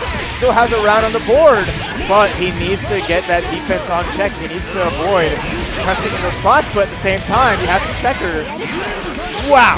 She tried to roll up on him. He slapped the heck out of her. Yeah, that contract was got called out with the last bits of like the startup of the active frame on the boom. Let's see what the plan here is. The 2D sets are doing a lot of work. It's nickel and dime. That's what's happening. He is just taking change. Pennies make dollars. This is big. Counter hit. Does he got these though? Let's see. No, he don't. Oh, wait. Oh, Okay, wait, no. fine. Okay, that's very unfortunate situation. That's something. Oh my God! Nuka Almost went through with the armor, but now Nakashima again. Look at what we saw here. Oh my goodness! Oh, as Overhead meaty. That should be almost okay. Almost to burst out. Has to burst. All right, getting a lot of counter hits here. Oh, and next, yeah, this is gonna be next hit and/or the next like 2 staff hits. Real good. One more hit. Gonna do it here, and the staff, just as you expect. Nakashima 2-0, but off the core, making him sweat a little bit. Yeah, no, that was definitely the first game. We definitely saw where Alter Core kind of didn't really get anything started. Nakashima kind of just like, dare I say, washed them. But it was definitely in Nakashima's favor. You don't get that many perfects and say, man, that was close. Yeah. But at least Alter Core got damage in. He got a round in. He forced bursts out, but at that same time, it just leads more into Lychee's favor because that space is there. So, I mean, he might have, like I said, make him sweat, like a single drop. Yeah, like there's the biggest thing I think that came to that is that high risk, high reward game plan. It worked out that one time, and he got 3 big counter hits, but wasn't able to finish the combo from them. And I think that is something, as a player of that style myself, that is something that you have to practice a lot, is making sure that anytime you get those hits, if you're playing very aggressive, you're playing around that style, once you get that hit, you have to make sure your execution can follow up your aggressive nature. But so we're going to see. So this is going to be Beta Dude. I am Nuka. Yes, Nuka. Beta Dude. Here we go. So, Nuka prevented the Ragnamir. Yeah, so now Beta Dude has to get revenge for his Ragna brethren. He was I'm sure he was wanting the Ragna versus Ragna match, and now here we're sitting. So now we're going to see. So Beta Dude versus Nuka. What Iwashi had problems with earlier was the movement from Nuka and these like unique strategies with like the delay, like air movement delay with Steins. So we're gonna see how Beta is gonna be able to contest this situation. I mean, again, just like we saw last time, where Nakashima beat 2 Kagras in a row. You know, it's Nuka against 2 Ragnars in a row. Will the trend continue? What? We're gonna see the specialists who are, the family go down like this. I don't know. I don't want to see it, but I mean, I'm biased. I want Beta Dude to win. He's from Texas. Yeehaw. Yeah, no. Let's go. Beta is a cinnamon roll. I really want to see him take this. But at the same time, Nuka is very interesting of a player, so I want to see more of him. And the best way to see that is going to be in this winner's side. Who's going to be winners? Who's going to be losers? Both these players make it into that top 32. I do believe if this is the winners finals of this pool. Because I believe this should be the winners finals. So we're going to see what the plan here is. Right, Nuka just making that space. He's happy to get his level up. He's playing Gradius right now. He's just powering up all his special weapons. He's making it hell right now for Beta Dude. Ragnar's looking like just one of the little enemies that takes 1 shot. Can't even get past. But wait a minute. Here we go. I don't know how. I know Beta loves his arcade games, but I don't know how well he is with bullet health. We're going to see with this Devour by Darkness to get all this health back. Tasty. But the DP again, every time. He is Nuka is showing no respect with his DPs. Oh, wait. That jump B was beautiful. That was the perfect height because that 2B did whip. Oh, and the JC does confirm, though. And I like that DP ender. Very nice. Nuka with that first round, but that OD was OD. Yeah, almost got it back on the sheer force of will. Exactly. Now we're going to see the throw counter. Yeah, delay on the blood side. Going to get the full corner combo. Far after the 3C. You hate to see that. It's unfortunate, but we're going to see again, another one. Let me try one more time. I messed up. I got it this time. Yep, I got these. And going back down. A grab. That's 3rd in a row. He's grabbing the heck out of Nuka, testing him like you're not going to attack. Let's see how it goes. Now it's going to end that extra mind game. Throwing out all these throws here. Yeah. Oh, and the call out on God. I really like that option. Oh, here we go. All right. Oh, let's see. Oh, block on the side. Oh, yeah. What the plan here is. Wow, nice check with that jump A. Super jump A to contest the air movement. Recognizing Nuka likes it, doing a lot of that high, like the super jump into his air dash. Oh, 5B, immediate burst again, and then just a trade knockdown. I really like that burst race from Nuka to be able to reset to his neutral because that is where Nuka has been excelling in all of his matches. The moment he's, oh wow, the backdash moving. Oh wait, got the hit, an immediate burst there for a Beta Dude, but nice delayed jump. Catching her dome, and now Beta Dude in the corner here. Oh yeah, doing the RC there. I believe that was a missing one on the DP, but oh yeah, DP that whip punish. Whatever works, baby, whatever works. Oh, yes. Setup. Here we go. Finally putting up the bit. Alright, here we go, yeah. Oh, got caught with that shit, the 60. Good damage here, and the levels. Level 4 on most of them here. The army's set. Beta Dude losing 3.3k. Oh, the trade. That's not going to be a hit. We need one more combo here. Oh, but the assist from the back. The assist call from Nuka. The sides showing up. That was very, like, that is very unfortunate for Beta Dude. But at the same time, Nuka, with the knowledge, realizing I just have to block this and the Stein's going to do the rest. The homies, you have like 5 of them on screen. They're ready to shoot the shot. Yep. You can't ask for a better wingman. I want to take him to the bar. We're going to hook it up. Let's go. Now we're going to see what exactly is going to happen from this counter hit. Oh my god! Set him flying! Spinning. So we're going to see what exactly is going to happen here. This is going to be tons of damage. Yeah, 4K is going to happen. Oh, it's yeah. an overhead. And now Beta Dude's in a situation they can't really burst, so we have to kind of wait and hold this. Yeah, he definitely should just hold on to that burst next time you're able to go into it.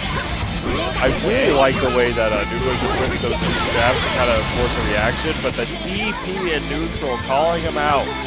That's going to be set point right now for Nuka. Is Beta going to be able to come back from this? Is Nuka going to put Beta Dude into losers? Run up 2B. Here we go. Alright, here we go. Already got the corner here. Got the Steins out. And then the safe jump. Let the Steins do work. Oh my goodness. And then immediately back. Those first hard down for this round. This is going to be huge for Nuka. A lot of damage off that crouch, confirming it was starting with the light and still about 3k. Alright, great stuff. Now we're going to see one more mix-up will do it. What the plan here is. Nice block and empty low. That hit is going to be the end as Nuka takes down Beta Dude. Wow. 2 games to 0. Very, very well done for Nuka. Beta played that extremely well. Nuka, he has, his DPs are phenomenal. He had a lot of these situations where realizing, wait, they aren't going for these safe jumps. This is going to be like, you know, just like a regular dashboard 5B. Yeah. I'm just going to DP it. Like, do I have meter to RC it? No, I'm just going to do it. Because I know. Sometimes you just throw it out there because you got to people respect you. Yeah. Because like Ragna's going to take his turn and move forward. He has to occupy that space in some capacity. So that's always the hard part, where it's like a character that once they have a strong life lead or if they build up their wall of defense, they can afford to do DPs like that because now it's like, I know my opponent is feeling the pain. They know they've taken a lot of damage now. They're playing from behind, so they may play more forcefully, play more offensive. But then you start making those reads and you force them to second guess themselves a lot more when you start just DPing there and connecting and just not showing them that I know what you want to do. That's not going to happen. Exactly, like you said, we have like we just had the right knowledge and a lot of like just realizing like, oh wait, this is a safe jump setup. What I believe they're gonna go for. You can slightly react to some of the situations. And just going for the DP works out. But now let's see. We have, that's gonna be Kogaton first. I don't know the bank player though, but Kogaton is gonna be the DPT. Very strong player with CEO. I believe he got 5th, but he had a very, very tough bracket. Yep. At CEO, he did lose to, I believe it was, he got out in Winner's Pools, then he had to play, it was like Finrich and then Sochi.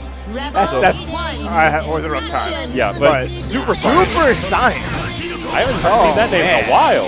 EVO brings out everybody. Yeah, absolutely. EVO brings out all the people you may remember, you might have forgot.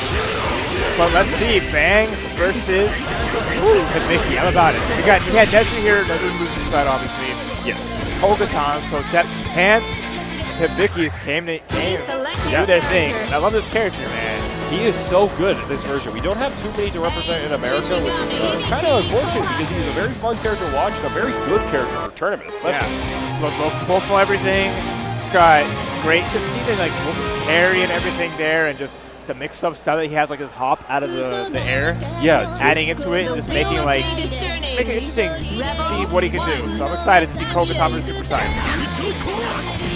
The way Super Saiyan has to play this is play like exactly like that.